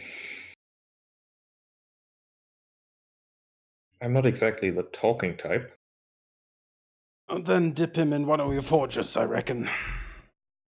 I don't think that would quite send the message I want to say. Then he thinks of the minions that Valgriff has, realizes that he might not have a courtly minion of any kind. Not really, no. No. And he says, well, then I do not have any options for you. I am sure you can try your best. The dwarves are interested in reclaiming the fort, establishing their domain, and, as he said, spearhead a new dwarven expansion in the area. This is something I would welcome if they are subservient to us. Dwarves are orderly and they pay their dues as is required of them if they are inclined to do so.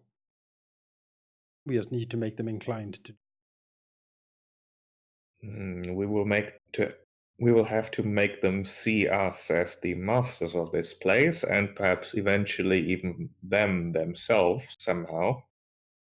It would not be good to have dwarves roaming around these lands thinking that if they simply show us respect, they can do whatever it is they want. This is our land, and it should be treated as such.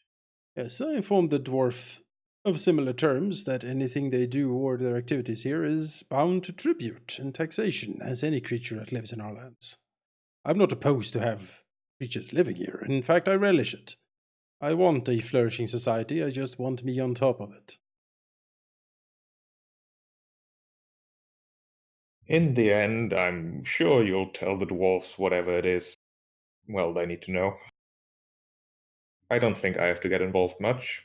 As long as you don't disrespect me, which I would not dream of, even for you, as brash as you can be, I think our relationship is reasonable enough. recent events has tempered my fury towards you somewhat. I am willing to let past transgressions go for now. Oh, you need to be careful with those words, Tyraxos. I do not want you to temper your fury against me. I want you to temper your disrespect. Two very different things. You have to work on the disrespect. Rolls his shoulders again. Now then, I am leaving. He will turn and stalk out.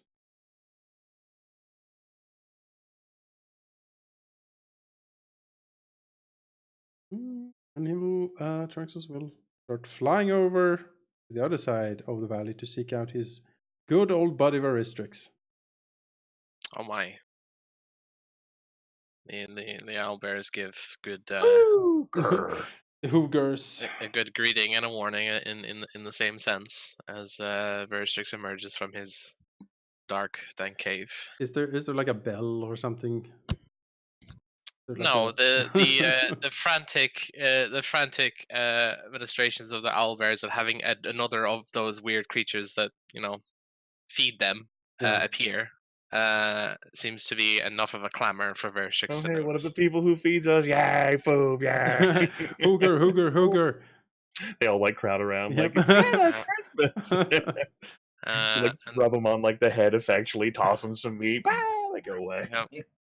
And so Veristrix comes, tossing a goat in the corner across the way, and the owlbears all screech and head towards it. Veristrix annoyed that once again the ritual must be done to keep them busy.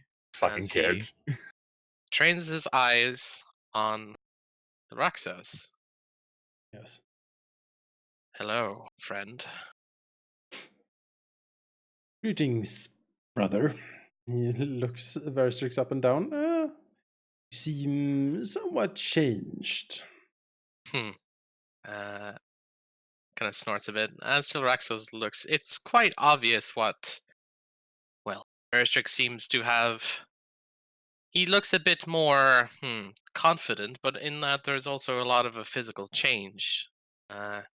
Across one of his eyes lays a deep, jagged scar, crossing down one side of his face.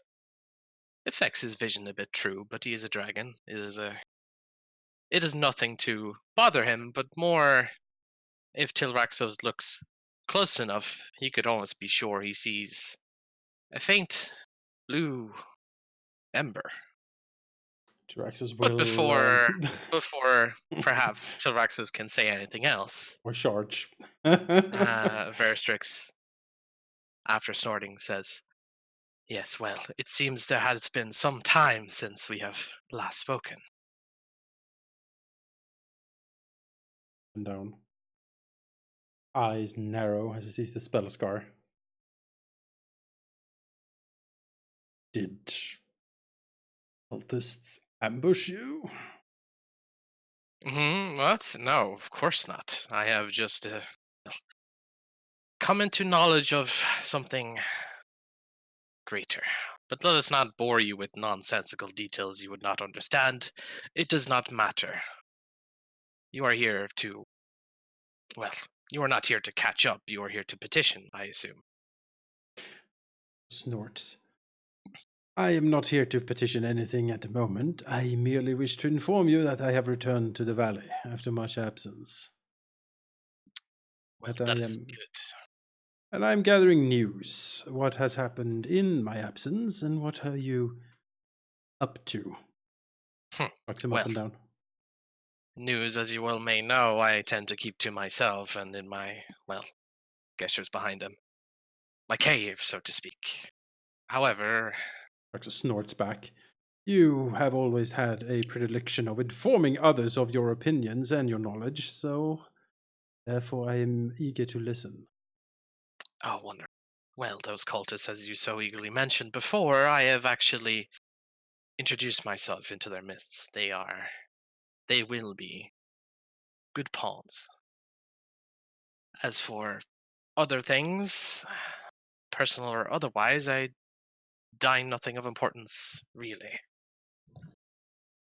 Emisaray, as you now know her as, well, she has her own ambitions and news, no doubt, for you, but as for me, my focus is on them for now. How has the court fared you? The court has been taught a lesson in fury. I expect them to remember it. No doubt your temperance is surely a diplomatic factor. Those noble courts and such, right? Raxus smiles slightly and says, I am sure if you ask Phaedron, he will say that everything went perfectly, but at the same time appear absolutely mortified. Yes. Well, I'm glad then that no unforeseen circumstances has befallen you. You seem quite fine. More powerful, Yes. I would wager, at a glance. Although don't take that to your head. It's big enough as it is. Up his claws. Yes, I have new power, as I expect all of us have, given our choices and developments in recent years. Rishix nods and says, as for... He, lowers his scarred eye, looking to Raxus, and says, as for this, you need not worry. I will not interfere with you as long as you do not interfere with me. As we have all done so far. As long as you do not go insane like the old man, or start bowing down to that prophet in the camp. No doubt the plan is for him to bow to me, Tilraxos. I should hope so. The wizard, well, he is a lost soul, but me, I am a dragon. I am made of sterner stuff. I'll be fine. Raxus seems a little bit skeptical, but does not challenge this assertion. It is just a method of... What's the word those creatures use? Semantics. You curry favor with creatures of the Fae, I curry favor with those. Well, not here. It is of the same. Power is power. Raxus nods. Power is power, undeniably. And while mine may be more, well, dangerous, obviously yours, well, a dagger in the back would seem to be the most fitted end for a court matter. So be wary. Raxus snorts. There's 212, most like at this point, but yes. Let them come. I will destroy all of them. Good. Well, that is my news, unless you have some to share of your own. Tyraxus will lay out that he will allow the centaurs to roam north to harass and cut off supplies to Elm. And inquire Verstrix if he's interested in joining the efforts that are being laid in motion to take Elm out, or if he's going to sit this out. Verstrix thinks for a moment, scratching his claw on his chin, and says, the matters of the surface mean not much to me anymore. My singular primary focus is of the camp and those within. Elm is... well, does not concern me. I will not join you, not out of spite, but my interests lie elsewhere. However, you and Valignant are capable. My absence will not sway your, how should I say, outcome too much. You will find a way, I'm sure. We discussed before to have the camp of Spellsguard attacking Elm. They seemed somewhat eager to do it before. Would you be willing to send them that way again? I'm sure for everyone that falls, they can inflict more of their scars at others. Verstrix shakes his head and says, perhaps your news has been outdated, but they seem quite fine with Elm for now. They don't seem to be... well, Elm is not attacking them, and so they have not deemed worthy to do the same. For now. Snorts. With the appearance of... peaceful zealots. Well, I'll never thought I'd see the day. Well, if all plans go well, they will be moved to a place where none will see them. You plan to move them underground? Possibly. The scar burns the land, and if there are none to see it, then, well, no one will know it's there.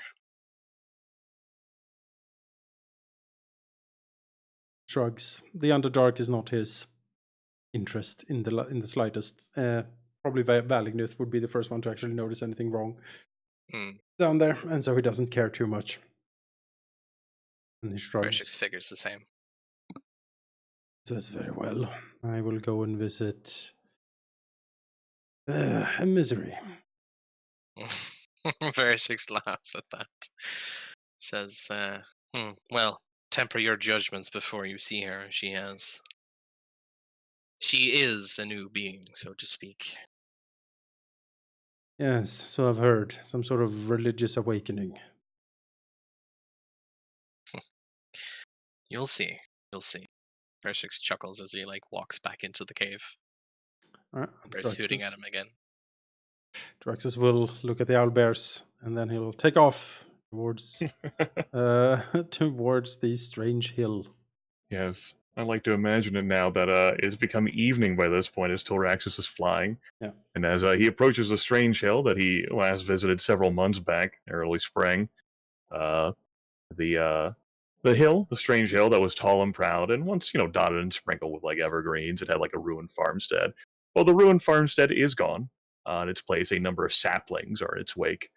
The large pit is still there. However, the hill seems to be glowing with a combination of orangish red light as he approaches, casting an eerie glow by the water. Well, the hill is a summer court domain, and Tyraxis is wary of it. He will circle a few strafing runs over the hill in the expectation that some servant of Emissary will actually spot him and send her out, or at least As he circles a few times, it's apparent that in the evening, within the grass itself, is actually the individual whom he came to visit. A head pokes out of the grass and looks up. That is an eerie, a casting of light, but it is a smaller face that emerges. You see the head shift over and look down the hole and say, "Give me a light blue." And then the light shimmers a bit, and then the orangish red changes to a wintry blue color, now emerging from the hill, and the little holes perforating the top of it. My God, she's installed a light show. So yes, in the evening, now light blue emits from the hill. As the dragon stands up and says, "Tilraxos, I had seen the signs of your return." Will wheel up in the air and come, swooping down, coming to a crashing stop in the hill. His serrated claws turning up much earth and stuff as he lands. Yeah, he Tyraxos is also slightly changed. The eyes darker around him, shadows now, truly alive, flittering to and fro around him, and his claws are almost completely encased in ice at this point. The dragon before Tilraxos is most certainly not the same. What used to be a corpulent, bright green mass is instead definitely slender and smaller than either Tilraxos or Valignith. The green scales have faded, is a faded greenish gray color now. And eyes that are not just the amusement of the cat, but a hardened, a hard stare. Axos lands, and then he inclines his head slightly and says, "Miserere Drothir, I believe." Miserere Drothir approaches Tilraxos gets real close and actually uses her nose spike to poke one of Tilraxos' shoulders. Stronger. Does reflexively flexes, or at least tenses up. His muscles rippling under the scales and the ice. And he says, You smell better too. Draxus cocks his head to the side. That is not something anyone has ever told him. And he will say, Misery, you are much changed from what I remember. Perhaps you spent too long away in the Winter Court, presumably waiting for winter to come. Well, it's not that far away now, Tilraxos. No, it is not.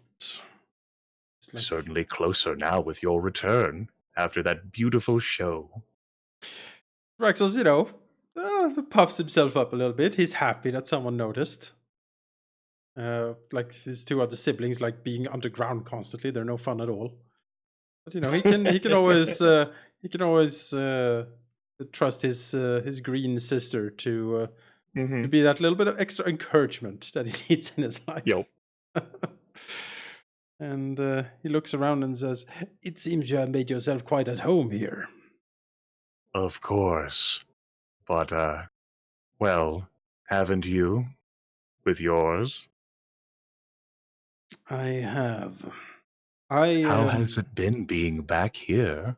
What was it like being gone? Draxus will smile and give a short recap of the whole ordeal of the Winter Court and what transpired. Gasping, oh, you didn't! Draxus smiling and laughing and said, "Oh, but I did. You should have seen his face." Ah! Of course you would do such a thing. I saw what you did to those troglodytes, the fools. Draxus, laughs heartily.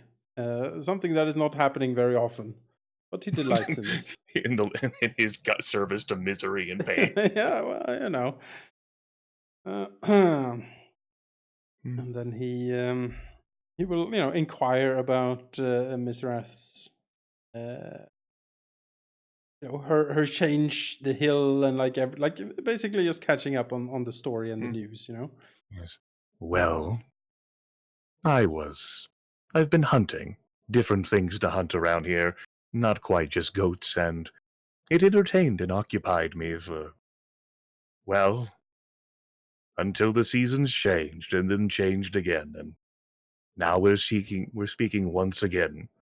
This is my home, as it is also the home of Malar, and she looks down at the holes at the wintry blue light. I have a gardener. He's really doing a good work on the place. Yeah. Manika, you around? That I am. Is there still Summer Court presence here? Is that changed? Yes. It is weaker. There's something else. A sense of savagery, if you will. Yeah. Of throwing away the sort of comforts of society and tearing it all to shreds. Probably Tilraxos feels good here. It is as if the heat of this hill, the strange warmth, it sort of banishes some of the cold around him, which is that's not fire doesn't do it, sun doesn't do it, but this hill somehow does a bit, and that might make him feel a bit uneasy. Yeah. But there's also another power here, a power that it's as if this place appreciates what he is. Right. To the fury inside of him. Well. Yes, you feel it. How could you not? Her eyes twinkle. I do. The Yes. aura of pacification, of tranquility is gone. There is a raw fury here. Sort of sniffs in the air. The smell of fresh kill, ravaged bodies, and destroyed lives. There is something to appreciate here for sure. Yes. You like what I've done with the place. Of course you do. I knew you would. He nods and says, a marked improvement, I should think. Yes. But tell me then, Misery. Mm-hmm. While some of our siblings have undergone their changes, for example, I believe that Valagdith has gone and become a devotee of the Mother of Dragons. He sort of cocks his head. Have you undergone a similar religious conversion? Ugh. Religious conversion? No. I've embraced who I am, Tilraxos, much as you have embraced who you are. Nods. He approves of this. Velignith obviously needs the guidance, but you know, as well as I do, that he needs as much help as he can get. Yes, he is oddly changed. But, I'm sure it's some sort of way he's found to entertain himself. It must be boring down there in his forges. speaking of entertainment, Hmm? I have returned here with some plans. Plan? I plan to expand my sphere of control and influence, and therefore I am inquiring to you what you consider your domain and interests in these parts. For example, he juts a serrated claw over the water towards the eel fort.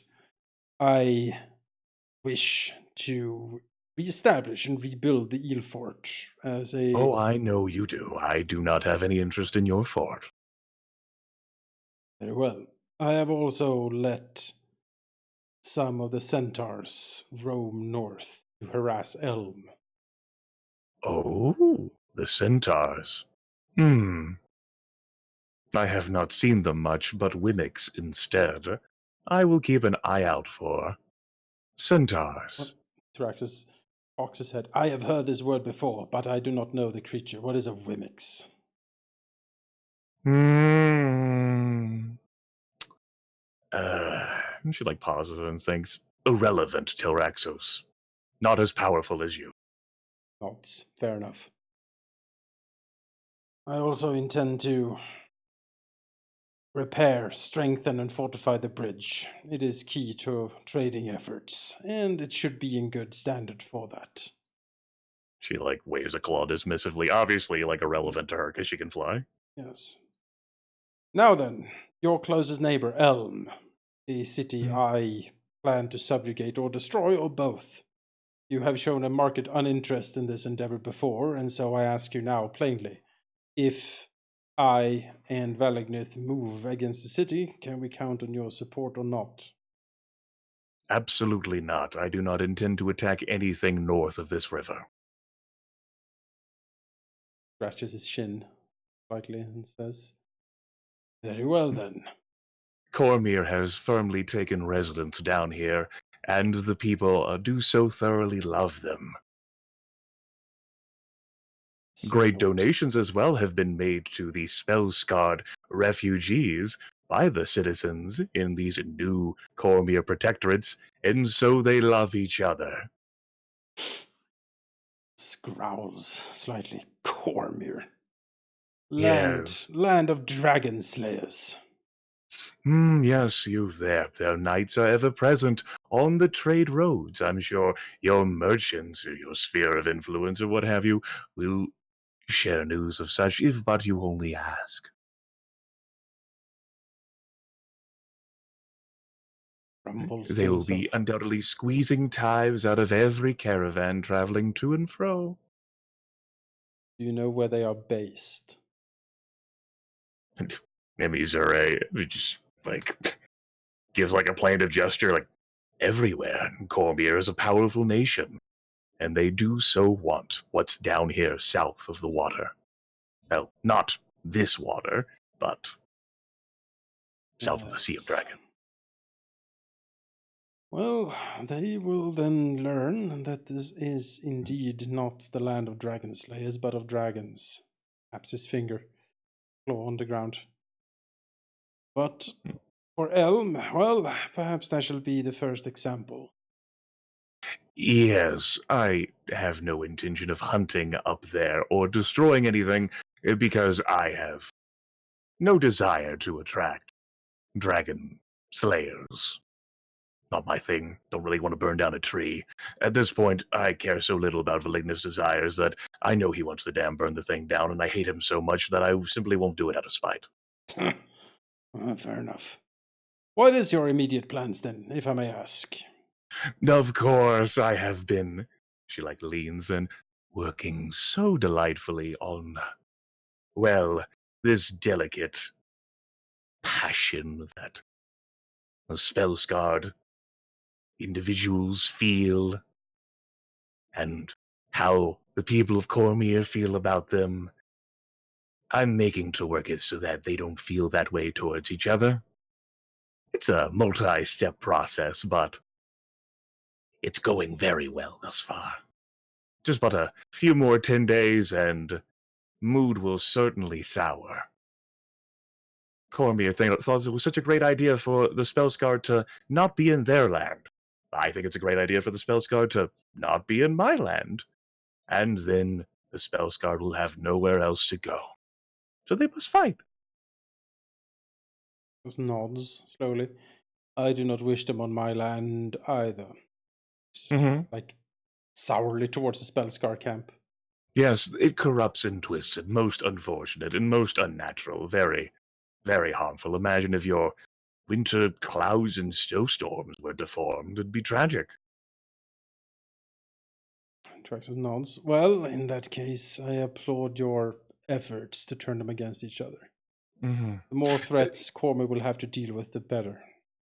Yes, I would ask if this attack is going to occur, that it not occur too soon.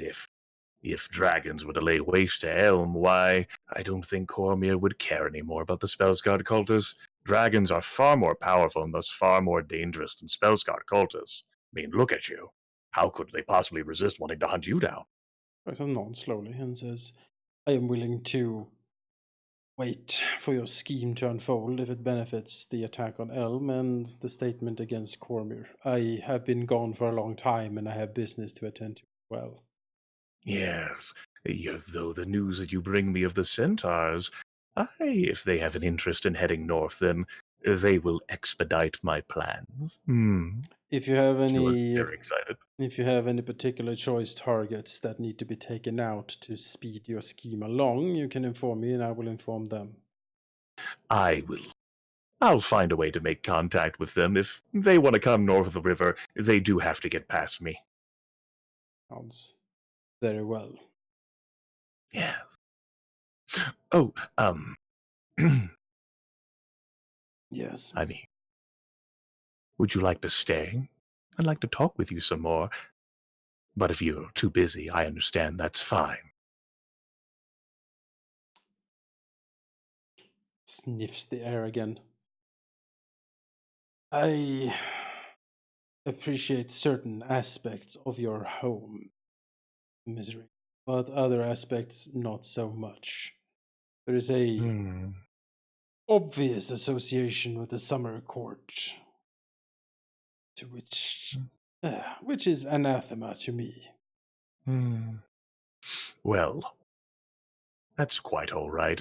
The fairies would be rather terrified upon seeing you, as all really reasonable creatures should be. Draxus, placated again with some flattery. Settles Yeah, down. she's very good at that. Settles down. I suppose I could stay for a bit. Yes, you can see what my gardener has done with the place. Yes. Panthers are most beautiful, and even those fairies. Why, yeah. Oh, and you visited the others before you came here? Yes.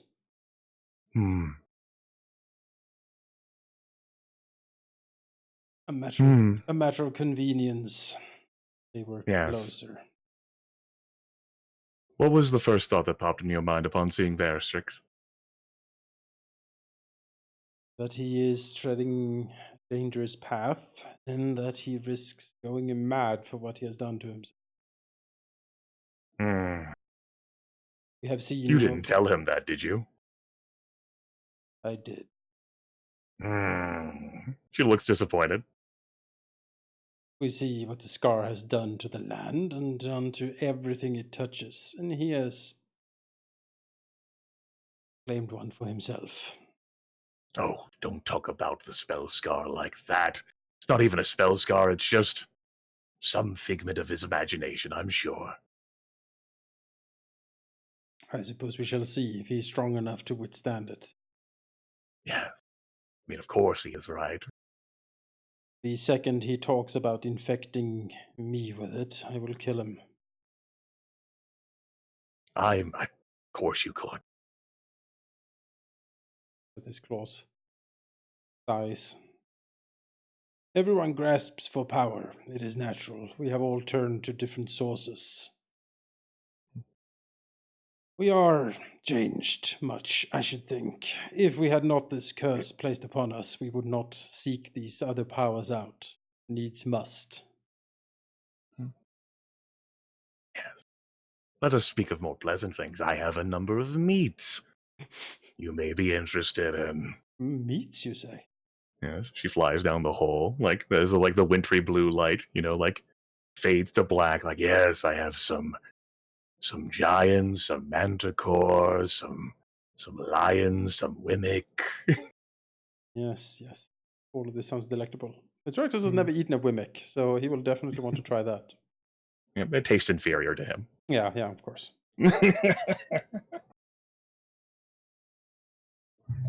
There you go. Yes. After a night of feasting, Tyraxus would return home to oversee business. Yes. Emizuri Lidrathier seems, very, very gracious and genuinely, warming and glad to see Tilraxos back. So ends the third court. I know Tyraxus is also actually a bit happy to see her.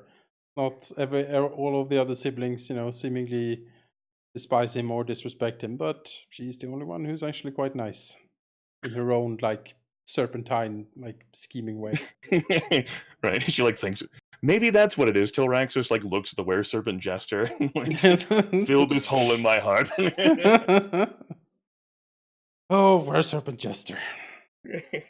Why can't you be more serpentine? All right. I will visit the bathroom and rest my throat a bit because I've been talking nonstop now for 2.5 hours. Right. Mm-hmm. He has to resume editing his token now.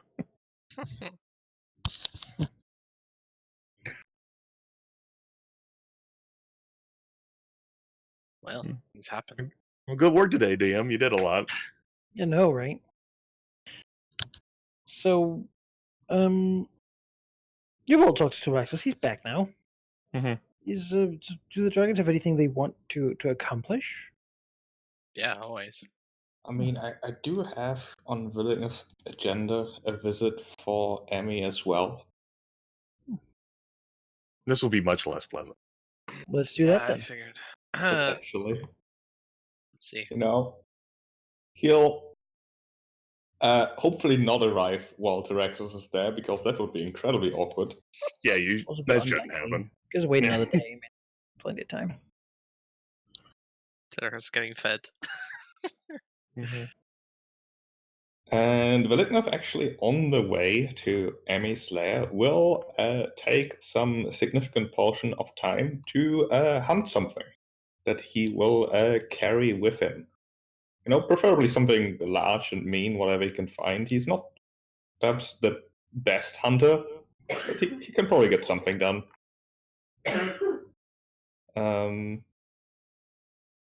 Which he will carry with him.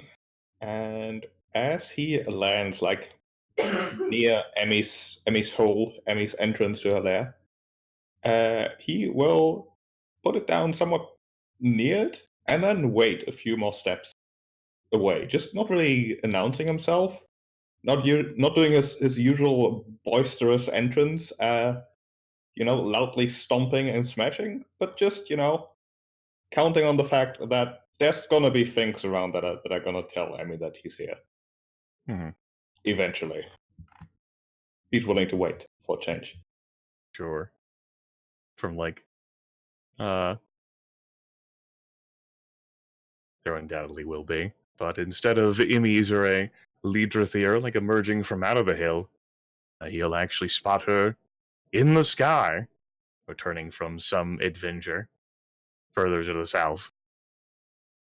And it is rather quick that she folds her wings and just dives down towards him. Very, very quick compared to how she used to be, how she once traveled. And settling on the ground, it not thudding under her weight as much as it does for him. Hard, suspicious eyes peer at the red dragon from the green-gray body.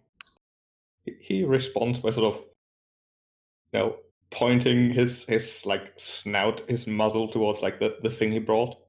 Not like obviously like here, this is for you, but oh look, what's that over there? She shifts her head to momentarily look at it, then back at Velignev.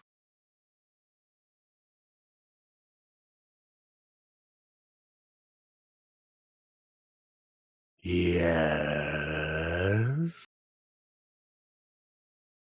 He'll keep the silence for a few moments before saying, "Hello, Emmy. I'm here to surprise you, hopefully positively for a change. Because I'm here to ask for advice." He shifts a little bit. She takes on a bemused expression. The idea of Velignith coming to her for advice. It's not the first time. She remembers the behemoth thing and says, "Oh, well, but of course. Let's eat what you brought them."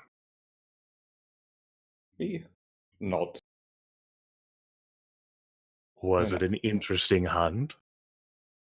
I usually mostly hunt things that catch my interest at the time. I've rarely tried to seek out something, Mhm. like this. She neatly slices off half of the beast, nudges it towards her, breathes poison over it. I feel like we will sort of follow her example and cook his piece a bit before mostly just leaving it there as he says. As he says, "You see, I will admit that I've been reckless in the past, perhaps overeager sometimes, and most importantly, though, I could not understand why none of you acted the same way. I mean, right now, we're alive. Perhaps we're alive only because of Yeffel. We're alive for Yeffel, for Hell. You are really unnerving me." She likes Just listen. Just listen. She momentarily pauses her chewing. I mean, Hell and Yeffel, they let us roam free and do what we do because, well, it has no consequence to them. What we do doesn't matter to them. What we do, they think won't matter in any way whatsoever that could impact them. It And does you matter. said- I disagree with you already. Please continue. No, just listen. I'm trying to paint a picture here. All right. Because you said there's cages without bars. I think that was supposed to be a threat of some sort, but it makes so much sense. Like the whole curse, that's one right there. Invisible chains that are yanked every now and then, putting us to sleep and eventually, doing something worse, presumably. And I solve my problems with rather direct means usually. And I would love to. He stops, sort of charring his meat in front of him a little bit more. It makes me angry, and I relish every opportunity to let go of some of that anger in my own way, in situations that aren't relevant to the thing that's actually making me angry. You want to break the chains, break the cage, but you don't see it to break. I don't see it, I know it exists, and I have no means to influence it in any way whatsoever. And that anger, I think even you, despite your good relationship with Bezarek back then, I believe that you might have a similar kind of anger. Just bottling up slowly. You're perhaps just better at dealing with it, but I'm sure it's there, isn't it?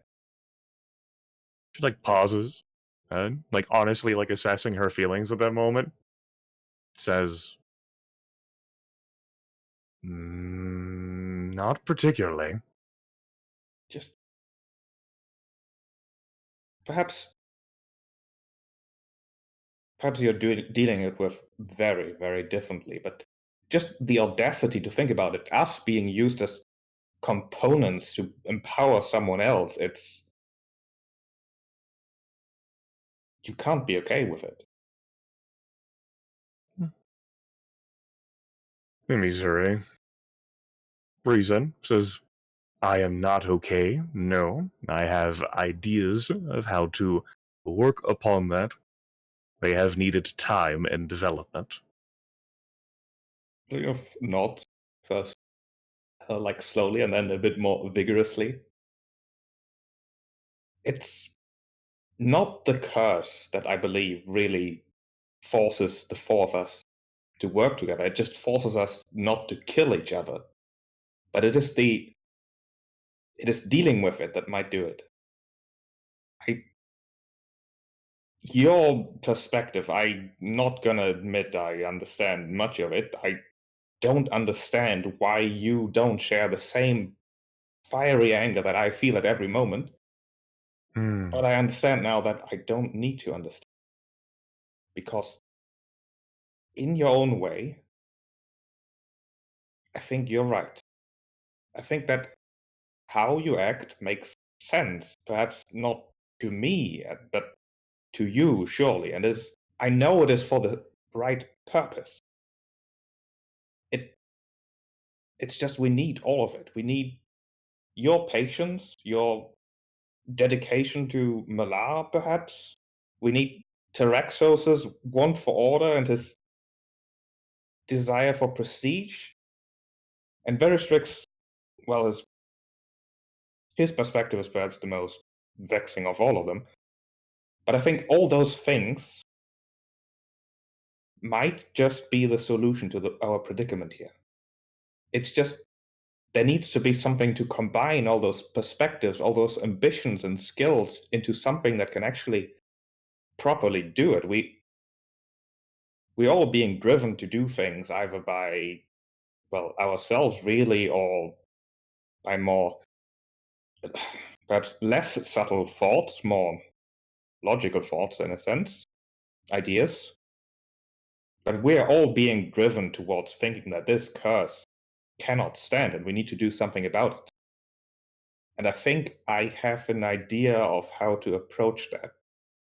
And it only works if, well, it'll work easier if all of us are on the same page, if all of us are working for our own success. It shouldn't be that difficult. We won't conflict with each other. You see, sometimes we call each other siblings, even though we are probably not. We're doing it sort of ironically, but I believe that in truth is we do sort of share the same mother, the mother of all dragons, chromatic ones at least. And she too has anger aimed at help. Perhaps not for the curse that was inflicted on us, but still that does not matter the exact reason. And in the end, whatever we do, whatever we pursue, however we define our own success, in the end, we are hers, and definitely not Yaffel's. I believe that all we need to do to change our fate here is to simply change what's around us, like we're already doing. Manikai, Yes. almighty god, what does Imizure know of Tiamat in the Forgotten Realms setting? Yeah, I mean, Or- please give me a religion roll then. I will do so. Dragon, so you might know more than people, but 24. okay, well, that's not bad. That's not bad at all. Yeah, I mean, Tiamat is a goddess, not generally considered one of the most powerful ones, simply because Tiamat has never been very good at gathering followers in large amounts. A god in the Forgotten Realms is really strengthened whenever their domains are sort of empowered. That is done when followers sort of enact their rituals, follow their ways, and behave as is desired. Now, Tiamat is a goddess of dragons, and for the most part, dragons in the realms have become fewer and weaker over thousands of years. As such, Tiamat, who once was a perplexingly powerful creature of great dominance, has begun to fade and even been made to serve other deities in time. Something that some few dragons who do concern themselves with that sort of thing find rather humiliating for their kind. You'd know that Tiamat is focused on tyranny of vengeance. It's a very particular god. She never forgets, never forgives, is utterly treacherous, and well, utterly greedy, desiring everything that could exist to be laid at her feet as her hoard. Existence should be all that. She encapsulates what is essentially the essence of all the chromatic dragons placed in one, which means that she is somewhat has somewhat of a mixed personality from time to time, depending on which of her moods take effect. Um, but that she generally is thoroughly on the side of evil. She has never been considered a good or positive power in the world by people who care for such morality. Right. Yeah, the finer details though, where she dwells, probably you don't know at the moment. You haven't really paid attention to the grand sort of movements. I mean, as a dragon, you know that the Tiamat is indeed the distant, like creator god of dragons. But it's probably more like knowing that French has roots in ancient Latin at the Roman Empire for us, right? It's a distant thing Okay. that is not really on the precipice of minds. As Tiamat again has been weakened over centuries and millennia to the point where, though she's powerful, she's not really on the minds of a lot of people. Armed with this knowledge, Missouri leaders here will lift a like a femur bone from the from the hunt and like wag it at Valignith with her claw and say, "You may impress another creature with what you have said, but I am versed in what you speak of. You would have us, yes, you would have us bolster a goddess whom, upon aiding her, may reward us with nothing. Because she is more avaricious, more desperate than even we are. And we are plenty desperate." What I need you to do is be yourself.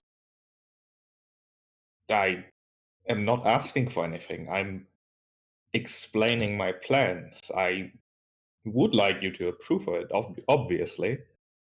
However, in the end, I'm simply laying out the foundations. She may give us nothing, perhaps, but in pursuing this, we would not sacrifice anything. I also know I know it will work.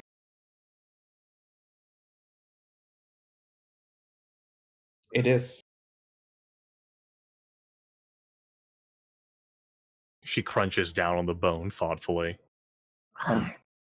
Since we emerged from that underground place where Bezrak raised us, well, attempted to raise us anyways, I didn't like what I've seen. I couldn't really pinpoint what it was I didn't like, but I knew something was wrong.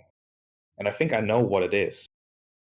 It's, well, this is going to be sounding really simplified, but it's everything.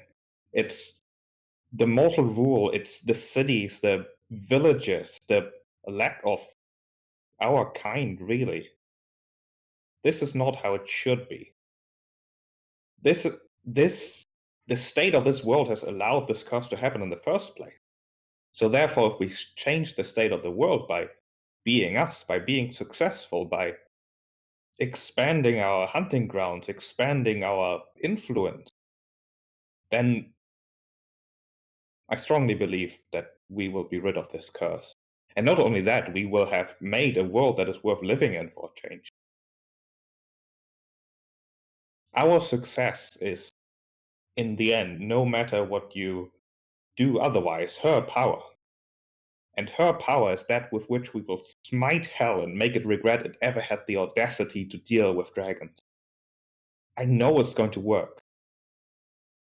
But in the end, to make sure it does, I want your perspective included. Willingly.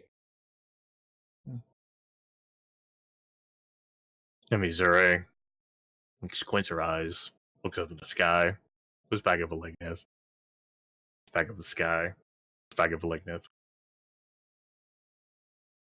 So, you and I, we still disagree, but I do still intend on being myself. And, because we do ostensibly, all four of us, wish to break the curse. What is it you seek, other than for me to be myself? And, should I not disagree, I will endeavor to assist you. In order to change anything, you first have to break down the already established order, which I think I excel at occasion. But going from the chaos that results back to a new order requires a diplomatic mindset, which I don't have. There's also the consideration that not everything that exists currently needs to be broken down in any way whatsoever, but could be convinced to work for us instead, which again requires a more diplomatic mindset. In this specific case, I would like your advice on, our kin that have appeared in recent times, both the Copper Dragon, because I do believe that our metallic brethren might have a place in this, as well as he who calls himself the Kinslayer, the Black Dragon, that, well, whose messenger attempted to deliver the most humiliating requests I believe were plausible at the time. Yes, I do believe diplomacy is out of the question with that particular dragon, unless you are willing to debase yourself. Oh no, for this to work, we can accept only two states. We can accept equality between us and our kin, or we can accept servitude. Nothing else. We cannot be below anyone.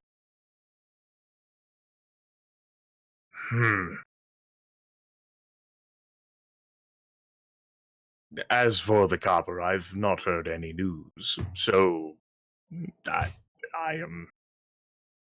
If it or its agent Tuttle, Mist, Tootle, Toddle, Teetle, whatever, should I ever encounter such things, then I will have a good think about that. That one would very much prefer to handle diplomatically, much as I wished when we first encountered Tuttle Mist. Putting of north. I do not wish to further instigate dragons, for we are bound by a curse, and they are not. And while we are certainly powerful, so too are dragons who are not bound by curses. The others, however, don't need to know about the curse that afflicts us. If they would agree with the new vision for, well, everything really, and they would work with us to accomplish it, they would be a great boon. I, however, do agree that someone who calls himself the Kinslayer, who, as his first reaction to knowing of our existence, decides to humiliate us or attempt to through use of a messenger, I think he'd be better used to send a message to those who would disagree with him. He may be stronger than we are individually. However, I do believe that he would be a good opportunity to present what a united front can truly do. Alternatively, I will take care of it myself. No, I should not. I would enjoy trying to defeat a dragon larger than myself, but I am trying really hard not to get too into those ideas, as I know you would disapprove. For good reason. Yes. Well, unless you think it is a good idea for me to prove myself and do. She coughs and says, "It would certainly send a message if you were able to defeat a dragon as supposedly powerful as has been suggested." It would send a message that I would really, really enjoy sending for sure. But as you've said, we are afflicted by a curse. Oh, this is difficult. I don't like complicated. She says, "This was much in Hell's designs, what Basarek so gleefully informed us of, and provided everything Basarek said was accurate, for we only have Basarek's word to go on, was very much Hell's intention. Hell wants us to grow powerful and mighty so that we are more powerful when we all inevitably die. Should that happen because we run afoul of a more powerful dragon who is able to dispatch us in our lethargy, then so much the better. For them, not for us. Hell is supposed to win this. That much has been made clear." Oh, Hell might think they know what's coming, but I find it hard to believe that anyone expects the things I do. She blinks and says, "Point conceded."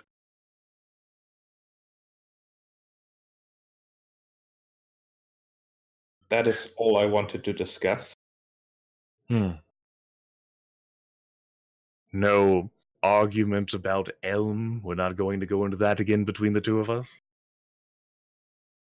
I can elaborate on my plans for Elm if you'd like, but you've made it abundantly clear that you have no interest in it.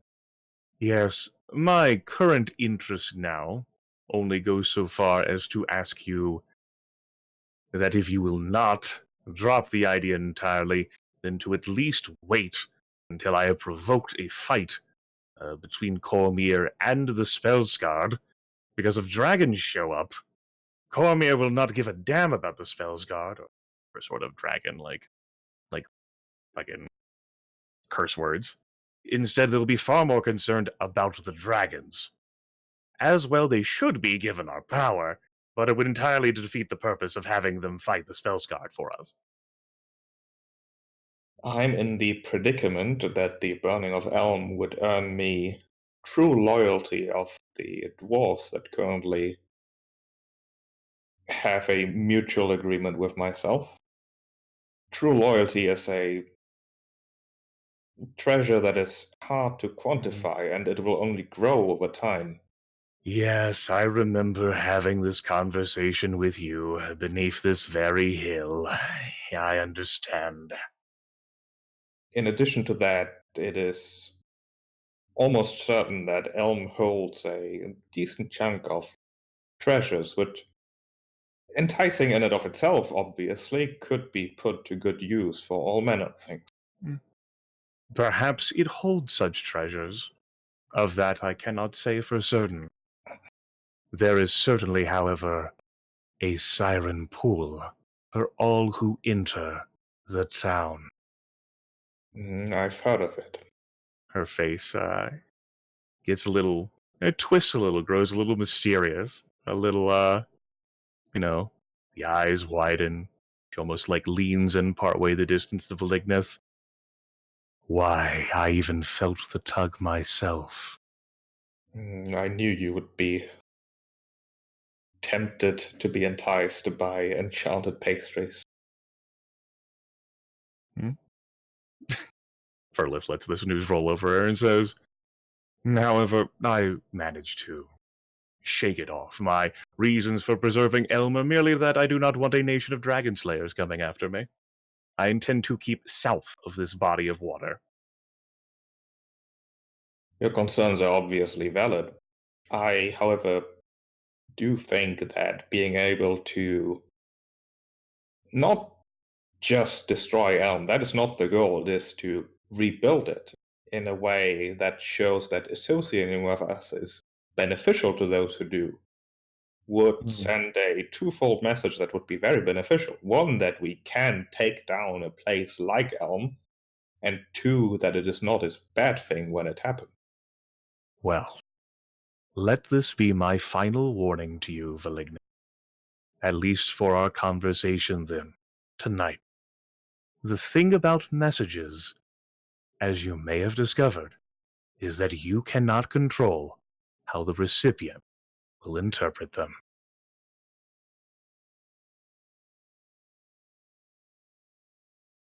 Obviously intending to foreshadow back to how Valignant himself interpreted the messenger he received. Not foreshadow, but harken back. Everything was quiet for a moment. She uses that time to begin edging back from him, obviously, intending that to be her wicked cool conversation ender.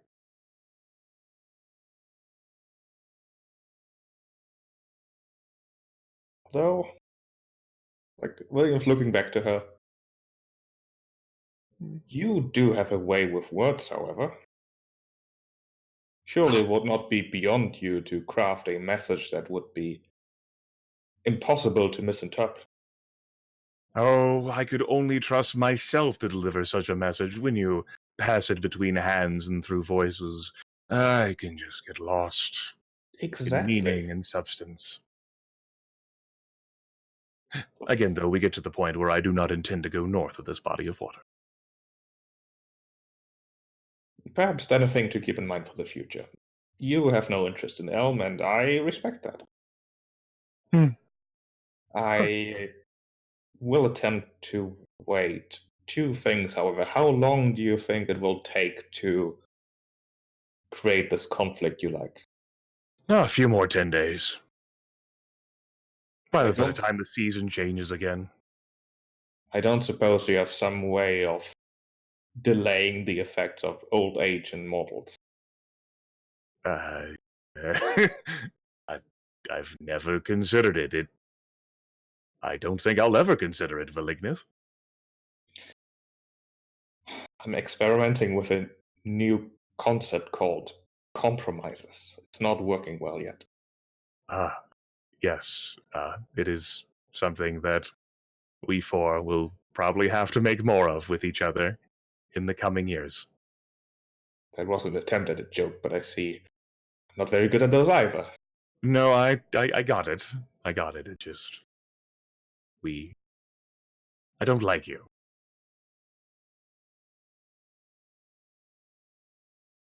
I won't bother you anymore then.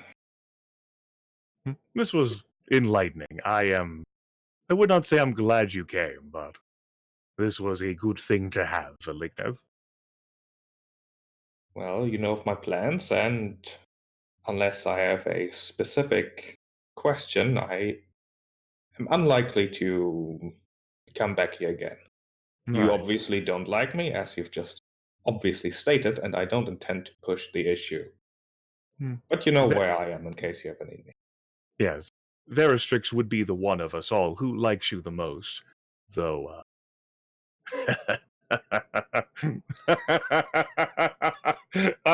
oh, he's going to be a treat.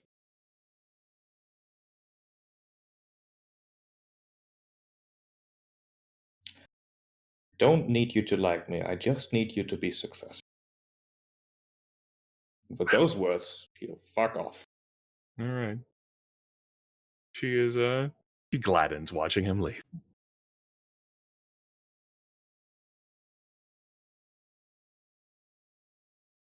I don't want to hang out with these fucking dragons. I want to go do my own thing. Fuck these dragons. Gives Jonas a few more minutes to edit his damn token. It's pretty much 40 done at this point. The 45-minute restructuring and rehaul. Yes. Yeah. All that changes. said, do the dragons want to simply allow time to pass, each doing their own thing? I do. Well, that's the question, right? What? Yes, sure. The question is how we're gonna do it. Is what you're asking. No, it's mean I certainly have things on the list of things I would like to do. But is there any group activity on the docket? I haven't been here for a couple of sessions, so I don't know there really the isn't. answer. Like, we talked about the potential of doing a group thing last session, and we pretty much said no. Like, until a situation changes enough with circumstances, or like, whether it's because we cause it or whether it's because outsiders cause it, like, it's our own individual goals, which seems fitting as Alright we've then. transitioned to Paragon tier. You obviously have your own designs that are different from everyone else's, and we all have our own sort of designs that are different from everyone else's. Yes. It's the fickle nature of our characters who don't exactly want to spend time with each other, where we are where we are right now. Yes, certainly true.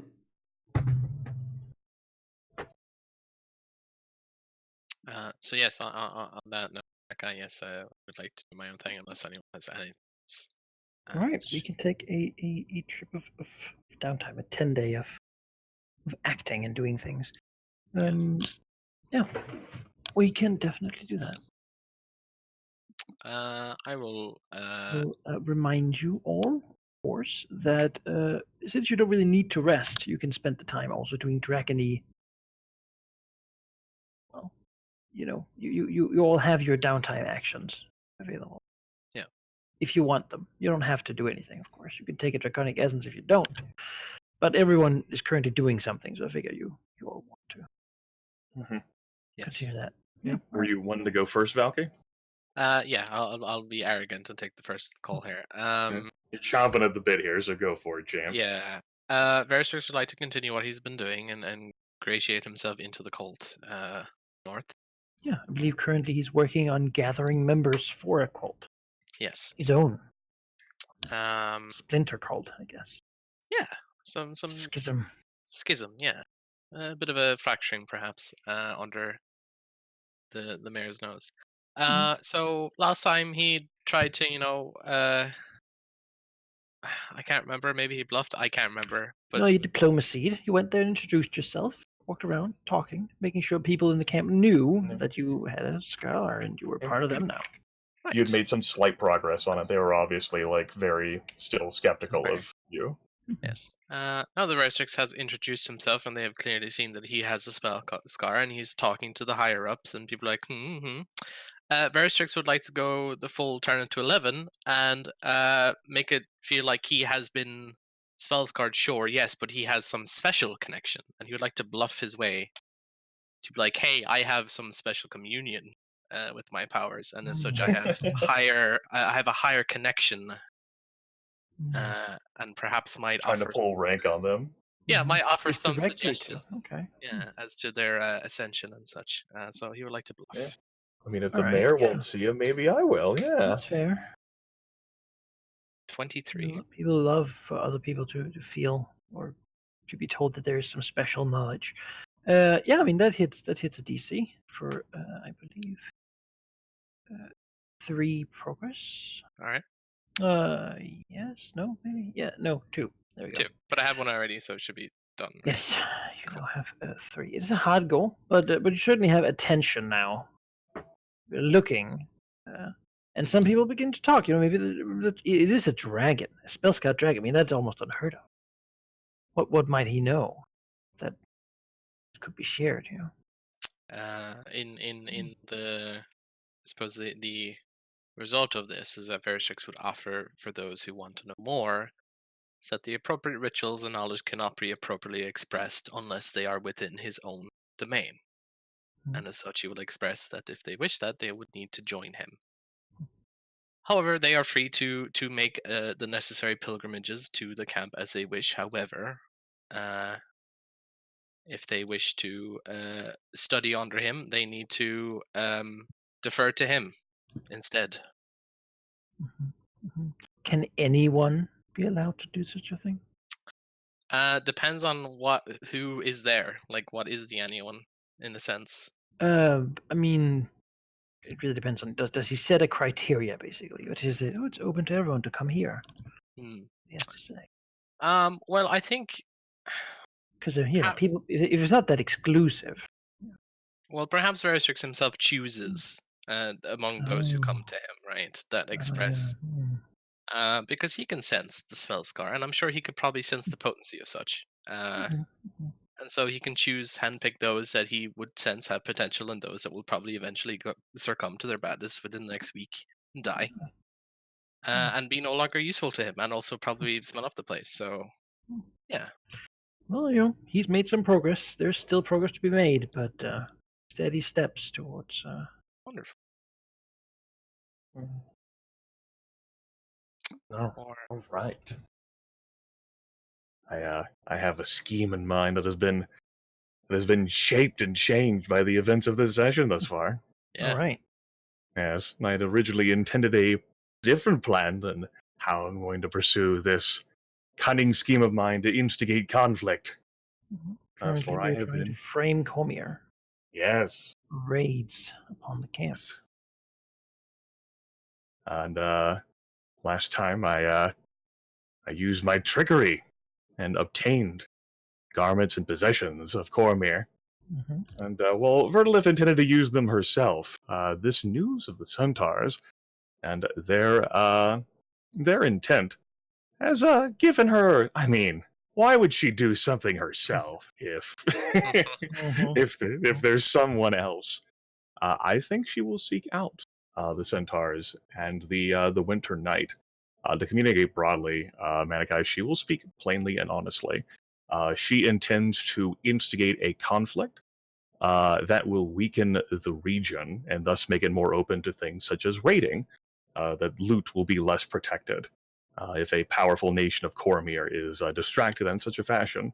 And in this, the Centaurs will be immensely valuable in their ideas. She intends to set up the notion that that bad things are afoot, that Cormier cannot properly protect the caravans, that the cultists, the spellscars are all at fault, and she has articles of clothing and garments, particularly from a knight. She vows that she will help them because she has traveled the trade roads before and will do so again, identifying and cherry picking targets for them to raid that are the least protected. But what she wants is for them to make sure there are no survivors from those attacks who can report that they are centaurs instead of, knights on horseback. I'm seeking to use diplomacy here to win over the Knight of Winter. Yeah, go for it. Okay. Let's see here. Pick up my bonus. All right.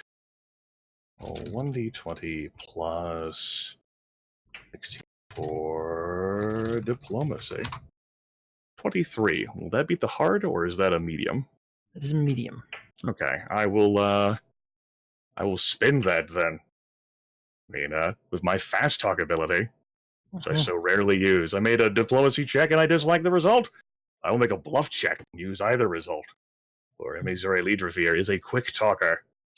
He will distract the winter night. 27. That hits the hot DC. Nice. All right then. All right, which gives you 3 progress. And that adds to the 3 I'd made beforehand. It completes that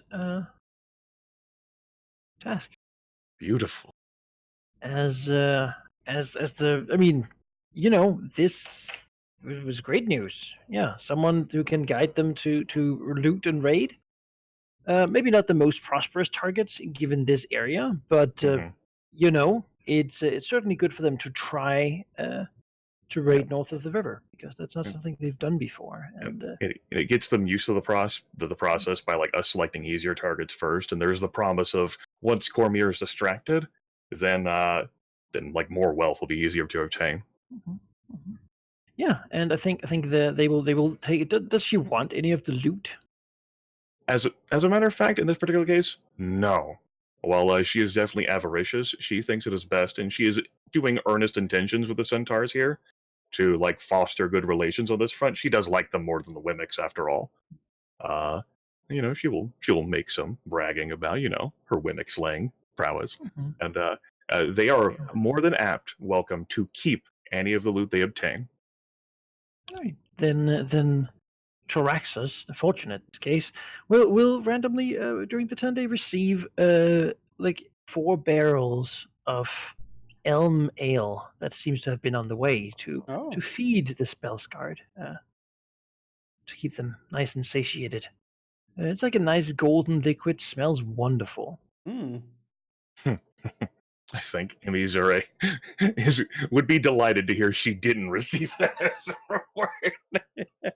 Well, I mean, these caravans are like mostly aid caravans and food caravans. Oh yeah. I mean, I perfectly understand. I think she would just like look at that gift and go, "Oh God, no." Well, and how great! I guess beer's back on the menu, boys, in Taraxos' lair that evening. Yeah. Does he drink any of it? Try it out. No, not Taraxos, really. But maybe Phaedron wants a cup. Sure. Seems like it needs to loosen enough. Yeah, Phaedron accepting a gift, that's very nice. And Tiberius. Yeah, Tiberius. I know. Steal off. This is a competition. Like whoever can outdrink the other may finally win the Bracers of Sure Shot. The Were Serpent wins. The Were Serpent gonna die. Oh, the Were Serpent is out sneaking about. He's like laying in some mosquito-ridden swamp somewhere, just like trying to. Yes, we will cut to Emizure then, like laughing uproariously as she stands upon the hill, like looking north across the body of water. Yes, these are the things she wanted in motion.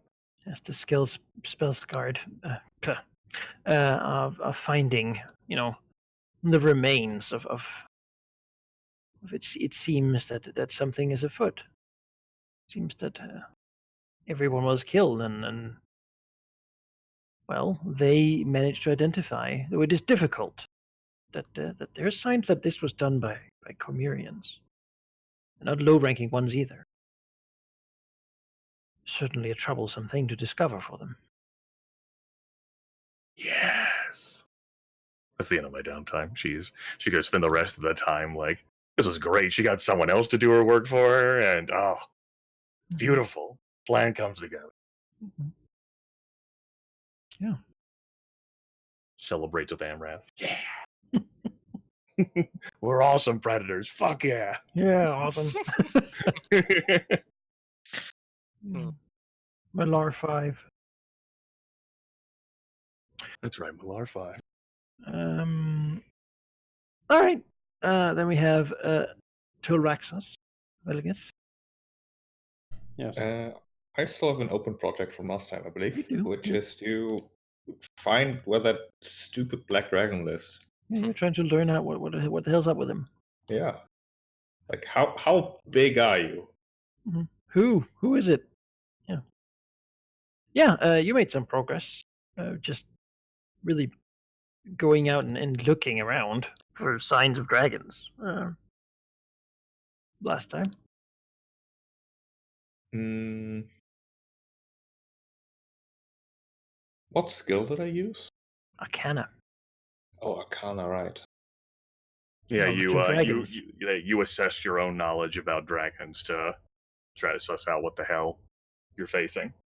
I think with that in mind, and also pointedly, flying over his territory again, he will just go around looking, I think.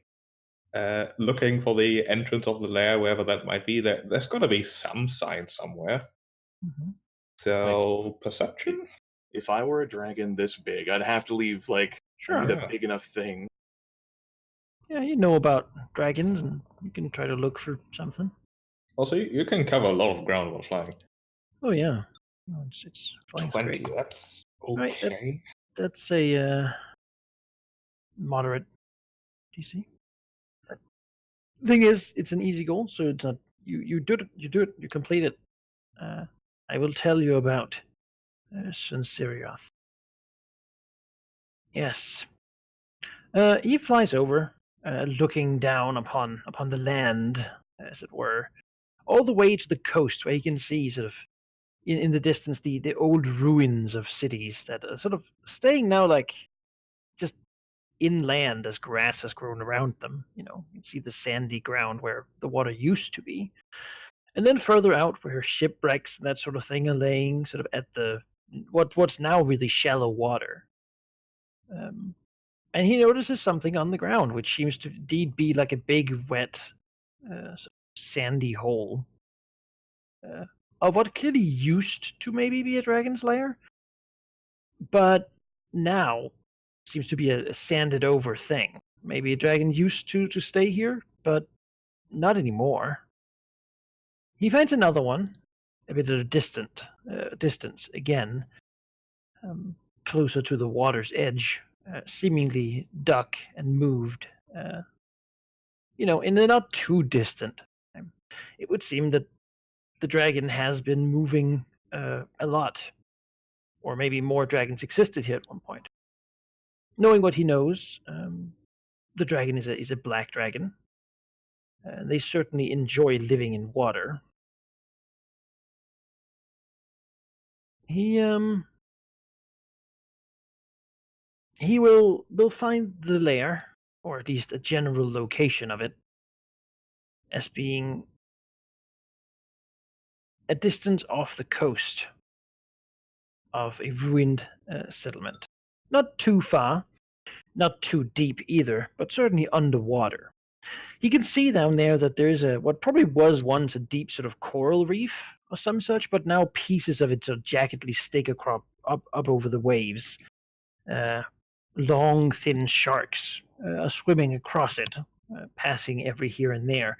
And from the bits that are sticking up above the water, a bit of what seems to be hot fumes come up, very similar to what he has near his own lair in the Underdark.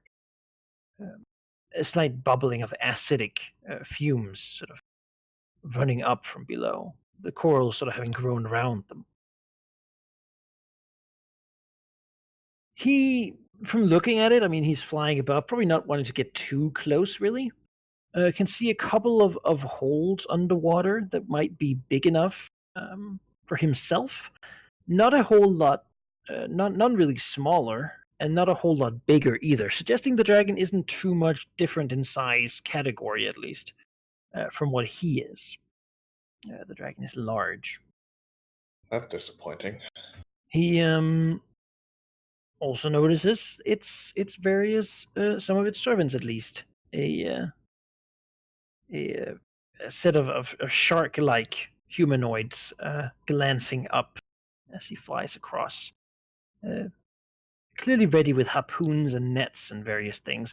Some of them seemingly gathering plunder from a chest stolen, probably from some ship out across the Lake of Dragons.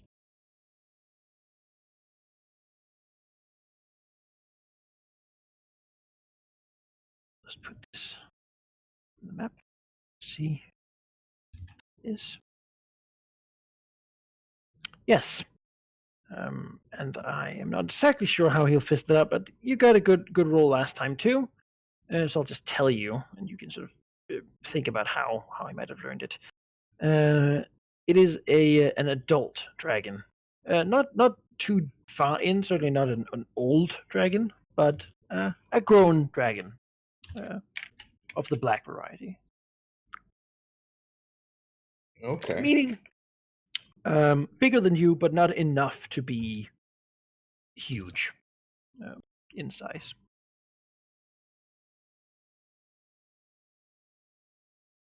Very little concept what that actually means strength-wise, but same size means that can't be that mean.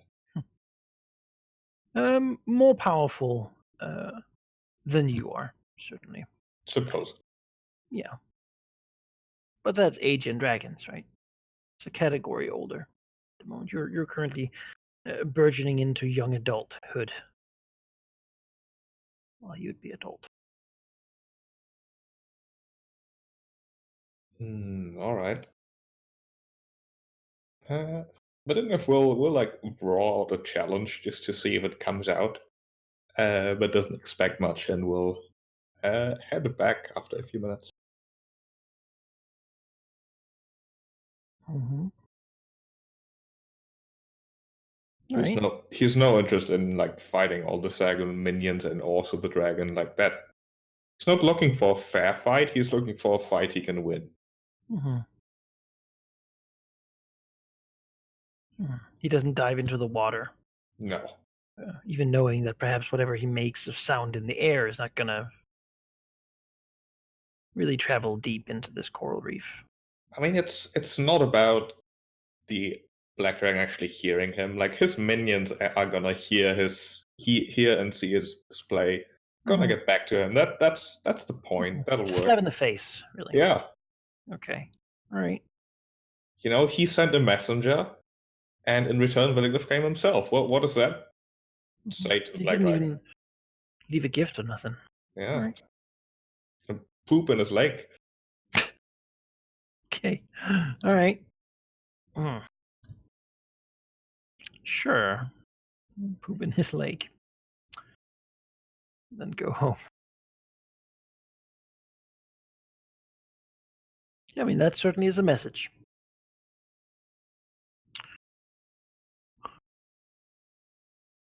You want to go to Raxus? Yes. I have several thoughts and projects. The establishing in Elversalt, is that something that will happen on its own, or is that a project I need to devote? It's an easy project. Then I suppose that is what we will do first. All right. So we set that up properly. You know, there is negotiation to be had, messengers to be sent back and forth. Raxus is good at diplomacy, and he will employ said diplomacy in making the necessary deals to establish himself in Elversol. That makes a lot of sense. Yeah.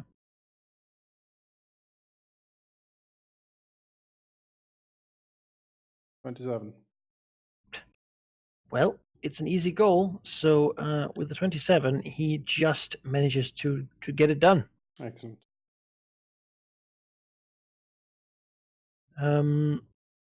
Completing it entirely. As well, he talks and such, and they really are very eager to do it. In the process, of course, it's not officially shouldn't be run by the by the dragon, but fine front, and the people who if you will, are sort of the enlightened people, or the people who are a little smarter than most and not so superstitious and afraid. They will of course recognize this and make sure. And the people who used to use this warehouse, they're made to vacate it and sell it at a very low price. Yes. Perfectly fine. No, Tyraxus doesn't need his his banner to fly over Elversalt or anything like that. He is happy to have the trading company run it. Which means that I mean, you don't really need Tessir now. What you can buy in Tessir, you can get transported to Elversalt. Yes. No, Tessir is something else that needs to be handled later, with a lot of violence and killing. Because there has been a slight to his honor, and he certainly intends on rectifying that. Especially now that the certain Black Dragon's lair has been discovered, if he learns of that. He will see, as he or at least be told, that Elversalt now flies the flag of Cormyr. The city has been claimed as a vassal and protectorate of the Cormyrian crown. And there are a couple of war wizards present, and certainly also purple dragon knights and the general garrison. Cormyr reaches out to protect the world from darkness. Well, that's great. But and evil. Yes. But the Enlightened Merchant Council does not like this. Why are they choosing Tulraxos over Cormyr? Times are changing, and when you look upon a purple dragon knight, it's a fancy noble son in armor. When you look upon Tulraxos as a terrifying monster of the ages, they believe, of course, that though most people find more comfort in one or the other, comfort does not really generate neither profit nor real protection. It's a bit of a shield, if you will, against the unknown. You're just sort of veiling yourself. They basically say a lot of stuff that really means that they don't get to have any say in anything Cormyr wants to do. Right. Cormyr does Cormyr. Cormyr does not accept conniving merchants a whole lot. They're not good friends with Sembia, who is a bunch of conniving merchants, and so they don't have a lot of patience for it. And it does not behoove the merchants of Elversalt to really. Right. Cormyr is more interested in honor and glory and stuff like that more than it is perhaps feudal service and royalty and this. Yeah, perhaps more so than gold and profits. All right, certainly a. It's been made thoroughly clear that there's not really a choice. You're if you're living on the Dragon Coast these days, you're Cormyrian. Only Westgate has still yet to hold out. All the others have become. Even Tessir now flies the flag of Cormyr. How many troops has Cormyr? Has they committed to this? Because they are in that case occupying a fairly big part. Like looking at how big Cormyr is, they are occupying an area larger than their home country at this point. They mostly occupy the cities or larger settlements, not really bothering so much with the countryside, which is mostly uninhabited anyway. Focusing on the trade roads and generally using the tax money of the cities to pay for themselves. It's a rather good deal, though it's mostly a deal they've done or tried to do as Sembia has tried to gain similar influence. Sembia being in league with the recently rumored return of a shadow empire to the north of a geopolitical move. Yes.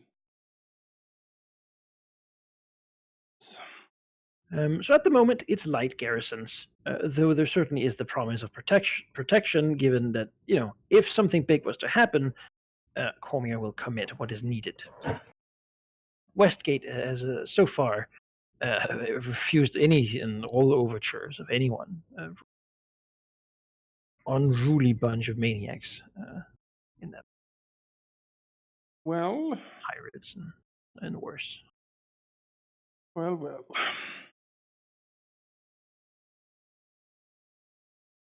Yeah, it is certainly a smorgasbord of enemies popping up.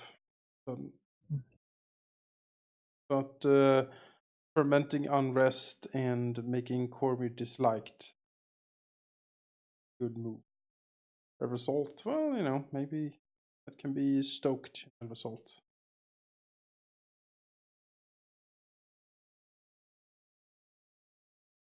Yes. Yes, good. That, I believe, is then everyone. Yay, we did it. Yay. Woo. How things happen. First and foremost, Tulraxos has a meeting. Yes. Bring forth the supplicant.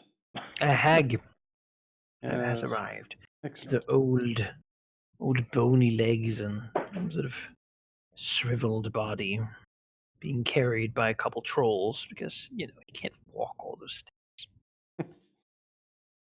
It is quite a distance for an old woman, powerless and feeble as she Yeah, frail as she is. Yes. is, very frail. I mean, we've talked about all kinds of dragons being carried on palanquins, so I think Tilraxus can understand. Oh no, Yes. he would be carried on a palanquin. Like Yeah. Like if only had enough were serpents. if only you had like enough strong and powerful minions to carry.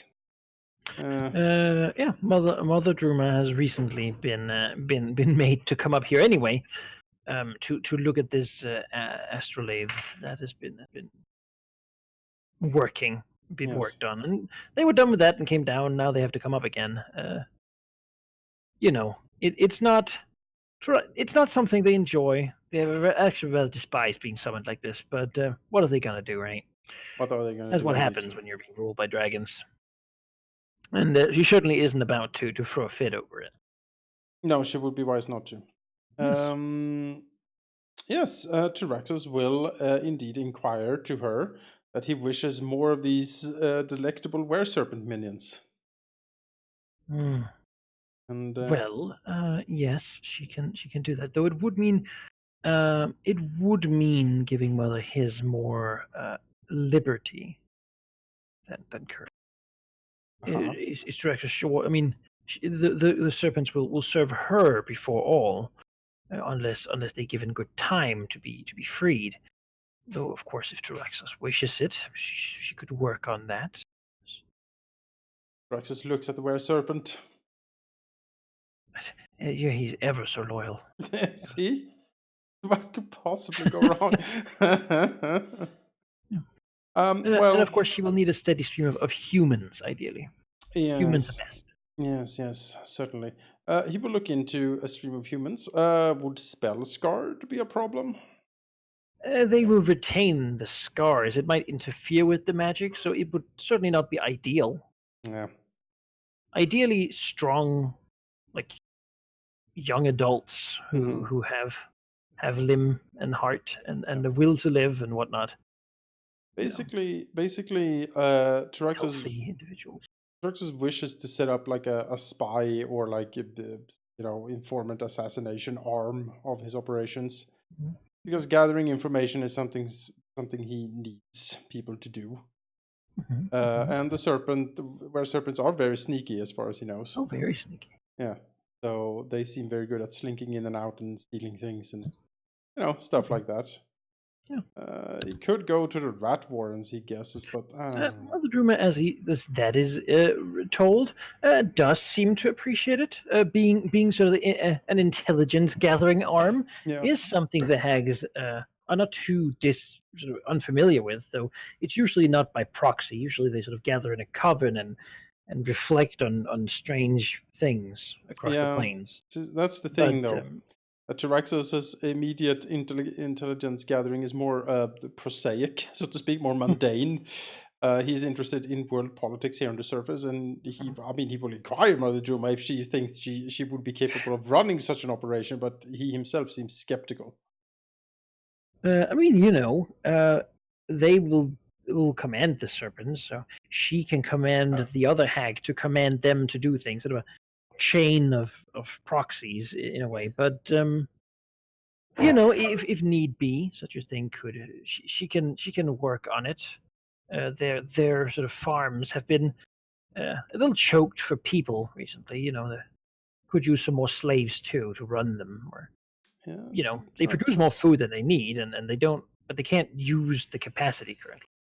Tyraxus will look into that for her, try to supply some more people. But yeah, he basically needs people to be able to sneak in, gather information by spying or stealing, and be able to assassinate a few things. That will come in handy as he will, start elbowing himself into Tessir and Westgate, and basically where he needs people on the ground that can stand up in a fight. And she's blunt. She cannot deliver people who are trained at such things, but she can deliver people who are supernaturally made sort of sneaky and stealthy and such, because that's really what the serpentine nature does. It makes them That is perfectly fine. Devious. And they can gain the skill somewhere else if need be. Yeah, the Rexos can probably gain the skills and employ of a trained assassin or spy or something somewhere. Or of course he could deliver a bunch of assassins to her, and then they could turn them. But people like that are more difficult to manage. Yeah, no, we'll see what we can. About that. Great, excellent. Yep, start working on that. Tyraxos would then, after he has talked about Juma, contact Day and the Centaur again and ask that as he attacks the different like trade caravans and such, to bring captives, slaves to him, because he is in need of them now. Or I'll something. say that is sadly outside his bounds. He's only been allowed by Verlith to cross the river if everyone is killed. I should say that he will talk to Verdolith. And But otherwise, they end like slaves too. I mean, that is great for selling in the south. well, in fact, is a great importer of such things. Yeah. Well, then Tyraxis will make a quick stop over to Verdolith to inquire if her demand that everyone be killed in these raids is an absolute, or if he can have some of the people as slaves, as he intends to turn them over to the hags to turn them into were creatures. And Missouri Litrathier will inform Tilraxos that the specific requirement was that they be killed so that there were none who survived to escape, to inform everyone that it was centaurs who was killing, attacking, and raiding caravans instead of Cormyrian knights. If all of those people who are captured are resolved in ways that don't have to involve them dying, that's perfectly a-okay. Just so long as they don't escape to tell the story that it was centaurs who did it instead of Cormyrian knights. All right, then Tyraxis will further these information back to Day and the Winter Knight and say that, he shall capture, but woe betide him if any of them escape. Mm-hmm. All right. Well, I mean, that's usually you can, yeah. That's good for him. He wants people. Then maybe he can pay to access in people instead of ale. Well, there you go. Tyraxis will accept that. Not too many of them here, too far south, but maybe eventually they can make their way further north. Joined raid, burn down whatever village Tessier might be. He doesn't really know, and take all the things like that. Yeah. All right. A small trickle of slaves might then have been established, hopefully. It'll be a little while, but yeah. Yep. Awesome. Yeah. Beyond that, there are other things that happen in the valley.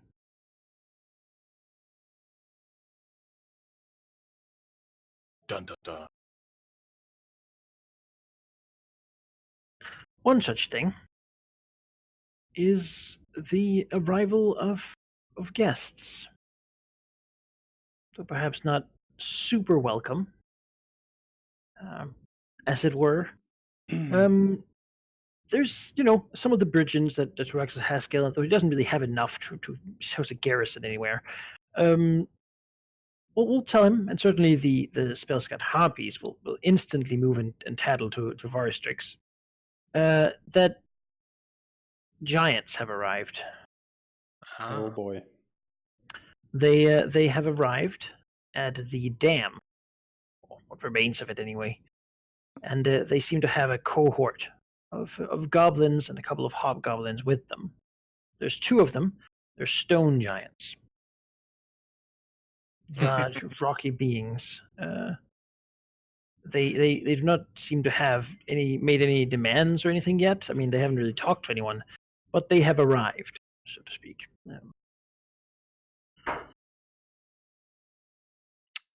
Is everyone informed of this, or was it just Varistrix? Well, I don't think anyone would be able to get to Velignith, or anyone that is with Emisure would know of it. They have moved through the mountains. All right. Well, Beyond that, the Harpies, probably not to access, but I don't think they go there a whole lot, will tattle to Varistrix that they've seen a copper dragon sitting on the old broken tomb. and nothing is happening to it. And that's, in the past, when things have been there, it's been not good for those things. But no, it seems to be okay. It's rather large and is just enjoying the morning sun. Mm. Vershix nods. And You brought this So- upon us. I didn't bring anything upon anyone. You wanted to talk to the damn dragon. Uh-huh. There it is. All right. So some dragons might have a more hurried morning than others. Yeah. Veristrix is like toast, like in his mouth, like trying to put on like his button-down sleeve shirt, like running out of like the cave. Yeah. And, like, Cougar, shut up! I don't have time for you. Go. Didn't even have time for his decorative eye Goat. patch. Goat. Well, got giants to my right, got a copper dragon to my left. Between This is just a rock and a bronze place, or copper place, as the case may be. Yeah. Yes. Well. Shit. Yeah. Shit. Yeah. Well, Tilraxis was like, "Man the fortifications! I will kill every single stone giant." yeah. I mean, let's give the copper dragon the best welcome of ignoring it until all other important things are dealt with. So, Verishix will come out of his lair. Do the harpies know if anyone So the harpies have told him like the rough amount of like how many are there, right? Malachi. There's a lot of goblins, Right. like Presume- bunches and bunches. But Hmm. who's ever got a problem with that? 2 giants. That's the important. Well, They Verishix can stand pokes- out and armed with rocks and clubs. Yeah. Of stone. Verishix pokes his head out of his cave and scans the valley, realizing that there really is only one other person that is in good range to talk to. And as such, sends a message to Raxos, mentally, of course, telling him of the fact that there is a gathering of giants at the dam. A number of them, and he is going to check it out if Tilraxos would like to come with. There's He can There's a- respond. a pause, and then the only thing he says is like, "I'm on my way." As Tyrannosaurus will like snap to Phaedron to tell him to gather everything that we have, every soldier, all the bows, everything that we have, possibly, and go march upon the dam. He will also snap to the Were-Serpent to immediately scurry off as fast as he can slither, and that better be goddamn fast, and warn Valignuth that giants have arrived, and there might be a brutal fight coming. Mm. Yes, he was slither very, very quickly. Yes. Much slithering done that day. Also, maybe in the back message, ask Veristrix if if he can send a harpy to inform the misery. Verishix can't respond, but it's a reasonable request. Verishix will ask one of the harpies if they would wish to alert their old correspondents that such a thing is occurring, and if she does not wish to do anything, that is fine. But I mean, that is not fine. Excuse me. the harpies will look at each other. No one sort of steps forward. It's like Verishix will no one says add, no, but no one sort of. Verishix will add to sweeten the deal. He will say that he will pick one of them as his champion to go in his stead, his emissary, so to speak, and they will be offered special privileges. As to what those are, he will not say Yes, right now. they do remember that in Missouri was not a huge fan. Left. It was not. One of them might suggest that it might be seen by Missouri as a slight upon. Currently there is no ill will between Missouri and the Harpies, and they would appreciate making sure that it happens that way. If of course Varistix has other means. Verishik sees the point. He does not wish to lose these creatures as his. He doesn't say this, by the way. He doesn't wish to lose these creatures as they're his informants, willingly or not. And so he will deign to send the same message he sent to Raxos, losing up some of his wonderful horde, to contact her, tell her the exact same thing, and he will head off regardless of what she says. She has been notified.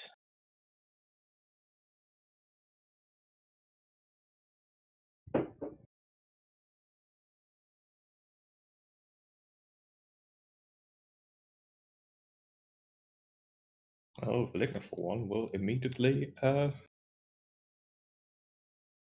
a snake man comes in. The same Yeah. snake man. Snake oh arrives. God!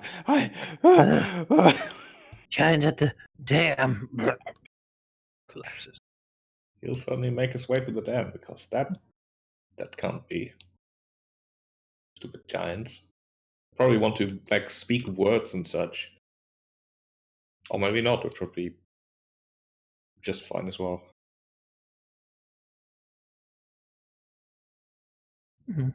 There we go. I wrote Imizure's reply in the sending.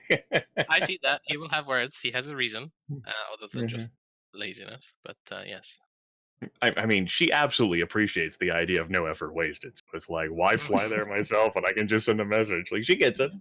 Yeah. She'll make her way there.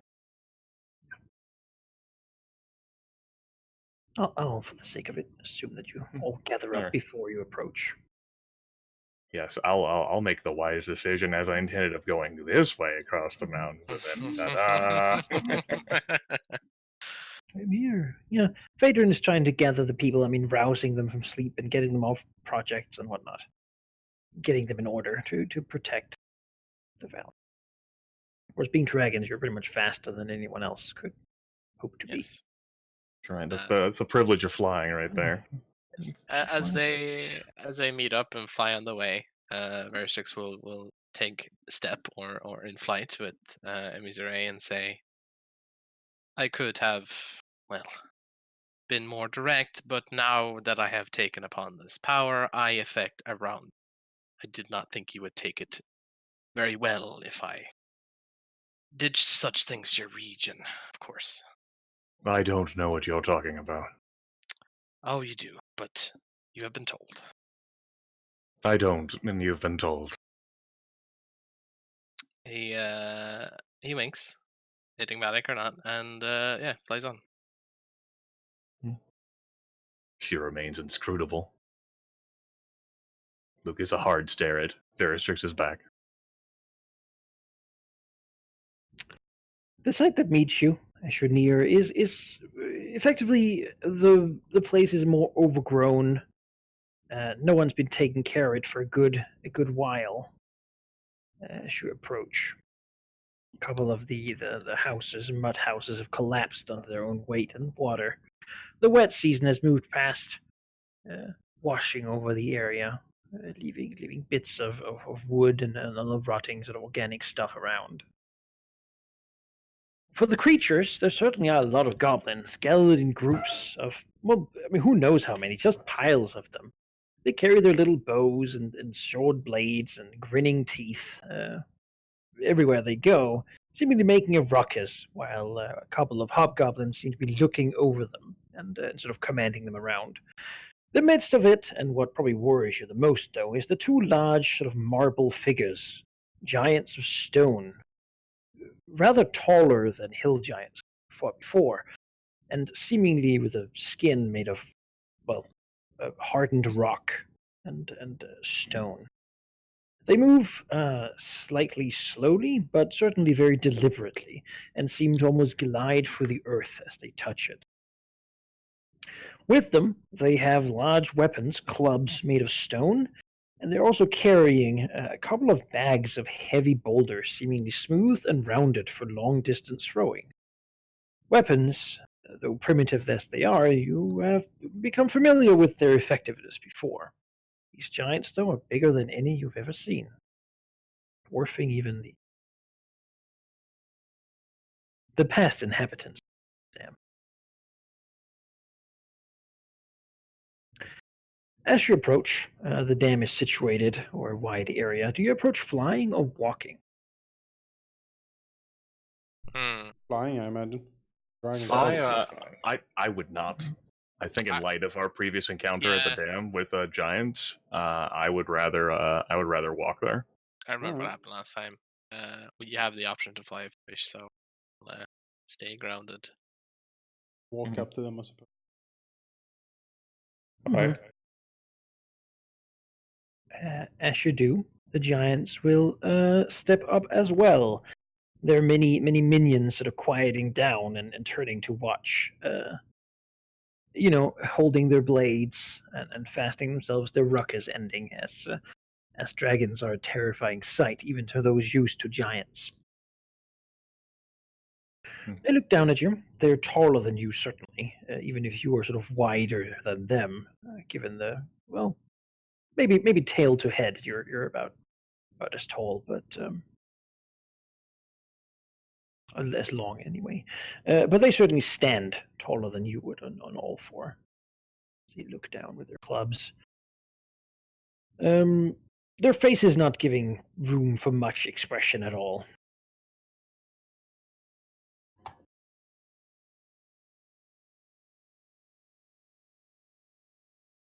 Do any of us look like we want to talk?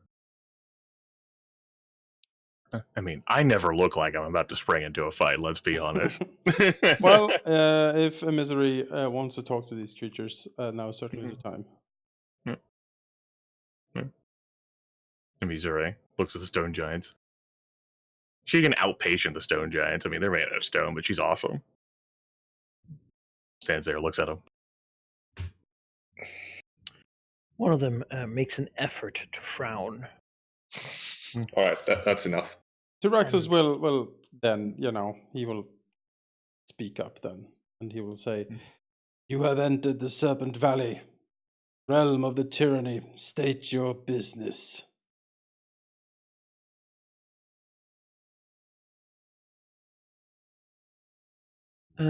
Yeah, one of them will speak up.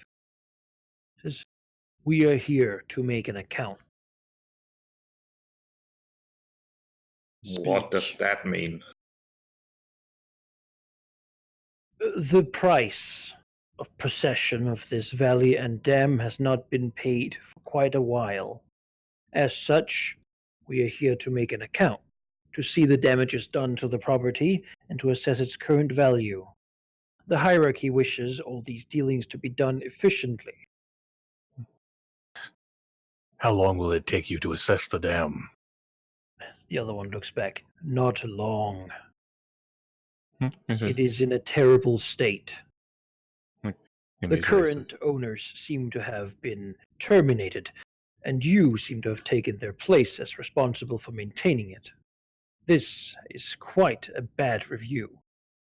Misery says, "Very well then. Do the accounting then. I am interested to hear what it is from the hierarchy." There has been made a special case. Dragons are not normally allowed to pay, yet the hierarchy has decided, given the and he seems could I get an insight check here? Yeah, I can do that These for you. things are pretty hard to read given their very limited facial expressions, but I'll give you one too, because what?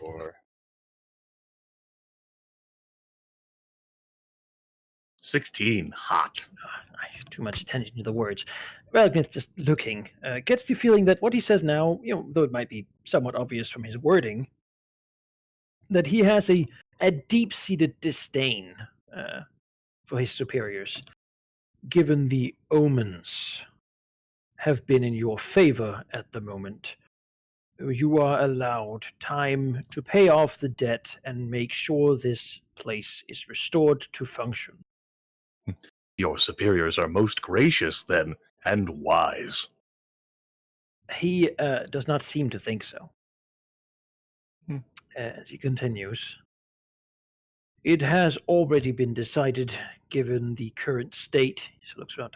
It can be said that this has been neglected. He looks at like the bushes growing on top of things, the many Hmm. cracks that have appeared. As such, the price has been set down by the hierarchy. It shall be paid in an unconventional value that, however, you four as an entity have in abundance. The hierarchy figures to maintain this place, you are not all needed. A single dragon corpse will be plenty, scales and bones intact. Alright, Villingers would like to initiate combat. Hmm. Like, this is ridiculous. Yeah, no, this is not going to stand at all. God forbid we give him the fucking copper dragon, of course, guys, by all means. No. No, we're not giving these giants anything. Except death. All right. Want to attack the giant account? Yes, when we give them the copper dragon corpse. Come on, guys. Yeah, I have a question to you then. This battle might take a little bit of time. Do we have that time no. right now? Nope. No. Then we will do If- that fight If they want the copper dragon, they can kill it themselves. at the beginning of the next session. Besides, it's a delightful copper dragon. Who knows what fun treats he has? Don't you even begin with I that. I still have the staff of what's his face in Yeah. my hoard. The copper dragon has been nothing but respectful, while these guys are just being so rude. Yeah, They've no, been very respectful. no, they are arch You are the enemies. immensely rude people. Oh, we're allowed to pay. Why, thank you. Yeah, no, they must die. I'm making a great exception for you. Mm-hmm. Couldn't try to suck them in, lure them. No, you are a terrible affront. All right. Well, I mean, we can say. I mean, the hobgoblins can swear loyalty, and the You're goblins starting can. a fight we can't even do this session. it's all right, guys. Calm down. Bearstrix now we comes have out some of his people reverie next and next the week. battle is We haven't already. fought giants in way too long. We haven't fought anything in 2 sessions. I know, right? It's been Paragon tier. This is what we do now. Sit around musing about projects and things. Show off. I have had fun. What we do is the same thing we've done before: get offended and fight it. You know, if the things we talk to actually, showed us proper respect, we wouldn't be offended. I mean, I feel like that was proper respect. These creatures are much taller than we are. No, they're giants. They're arch enemies. No, they're not the hears. They're giants. It's different. Not that much, actually. Giants are pretty. How am I opposed supposed to learn dragons, more about the generally. hierarchy? Who cares I about the find enough. hierarchy? Well, apparently they care about us. The signs are in our favor. Yeah, so we killed them because the signs are in our favor. You people are really terrible at handling messengers. It's because the messengers are so stupid. Like the vault says, like, "Oh, we have decided that you will pay us." And they're like, "Oh, really?"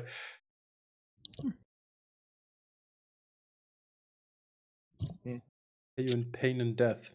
You could have tried a polite refusal. You could have Mm. relayed that message back to the hierarchy. I think Bearstrix is just like, oh, we're fighting. Oh, okay. It could have bought us some time. Then they come back, and we can have a good shindig. Then No.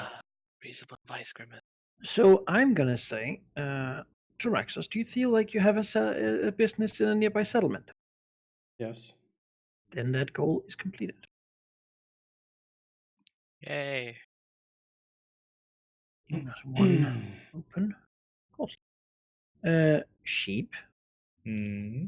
Do you feel like you know who and where this new dragon opponent lives? I mean, where? Yes, sure. Who? Okay. Sure. I know a name. That's good enough. You feel like the goal is complete? Yeah. Okay.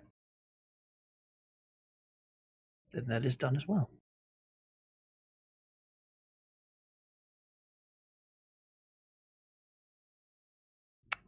All right. Then we'll have 2 open goal slots. This will be the current goals. I feel like there's more work to do on the trade with Thunderhome. feel like that's still somewhat in the limbo, given the the dwarves didn't hear exactly what they wanted, perhaps.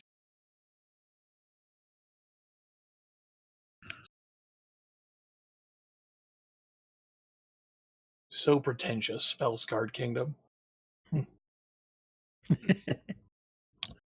what they call it. It's fine. Be a kingdom soon. Hmm.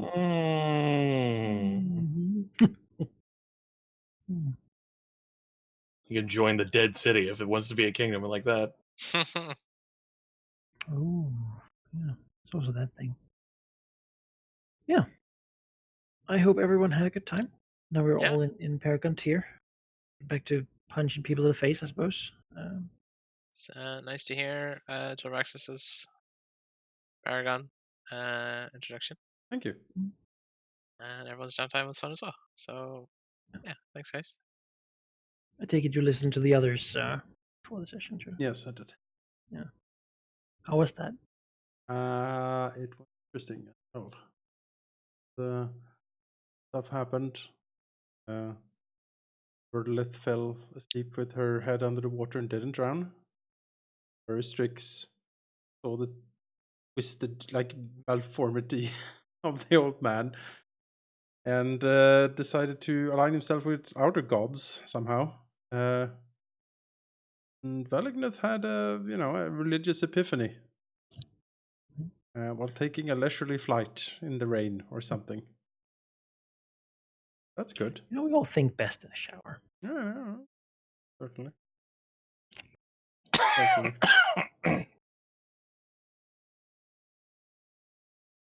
Yeah, it was good.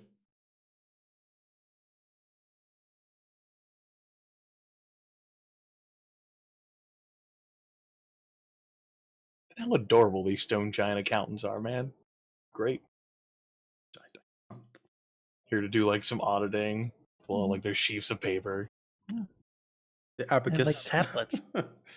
Their big old tablets. Edge onto them. Yeah. The remodeling crew all here. Are these the ones that are going to maintain the dam? Excuse me? Then the hierarchy really is desperate dire straits. I mean, like the fee was obviously lowered to one dragon corpse because of the ruined state the dam was already in. Because it's not like the hill giants kept good care of it. No. No, the Hildens didn't take good care of it either. I mean, it's been a couple times. Last time a giant came, like nothing was paid either. No one even talked to him. We were all asleep at the time.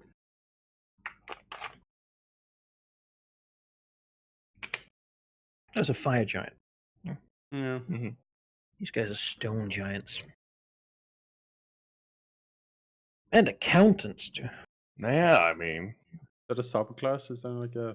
Yeah, they're an NPC class. Yeah. Gonna attack me with math.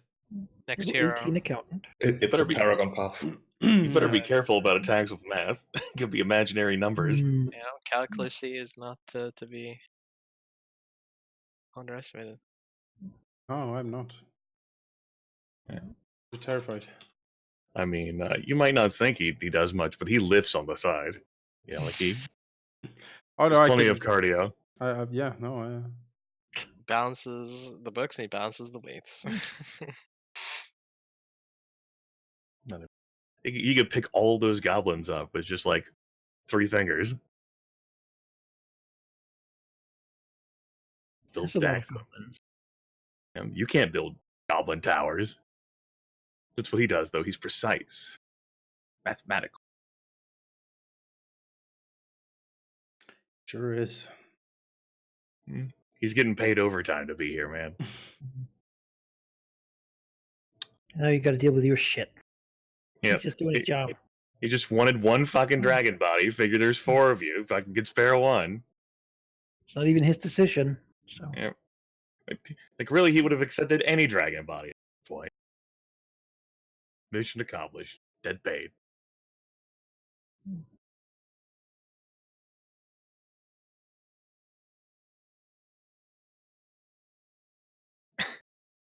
Excuse me?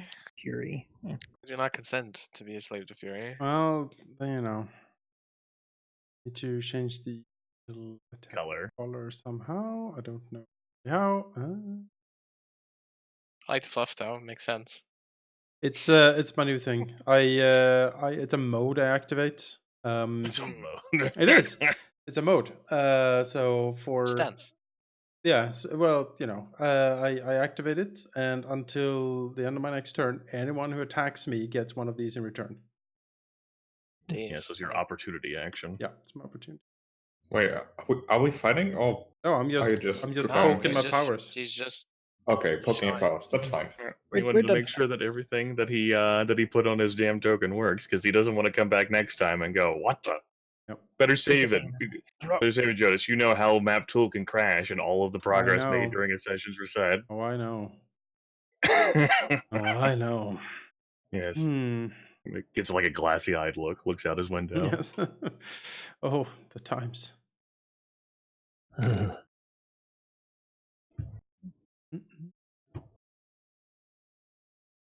Yeah. You know, I look forward to next. Are we actually going to be playing next week? Why wouldn't we? Is there something I'm not aware of? Well, I'm asking if there's something I'm not aware of, because it's not exactly like we've had a good track record of doing it, every week. I'm good. I'm back to work. I need, Okay. I'm good as well, I think. Good for me. So. All right. Jonas is finished moving. He's finished healing. Yeah. I think we'll be back on the regular, Okay. That's the hope. I will not be able to play the 24th and the 31st. I remember you writing that, yeah. Yes, I will likely not be there the 31st either. I will be in a different country. But I'll be there. On the 31st. That's good. Yeah. Just in general, yeah. Okay. Yeah. Yeah. It's good to know. Next week I'm there. Yes, me too. Well then, I suppose then that is the end of the session. The end of the stream. Everyone for watching, and I hope you had a good time. Yeah, I certainly did. Farewell, viewers. Farewell. Hi guys. See you next week, and tomorrow for Dungeon of the Mad Mage. Ooh.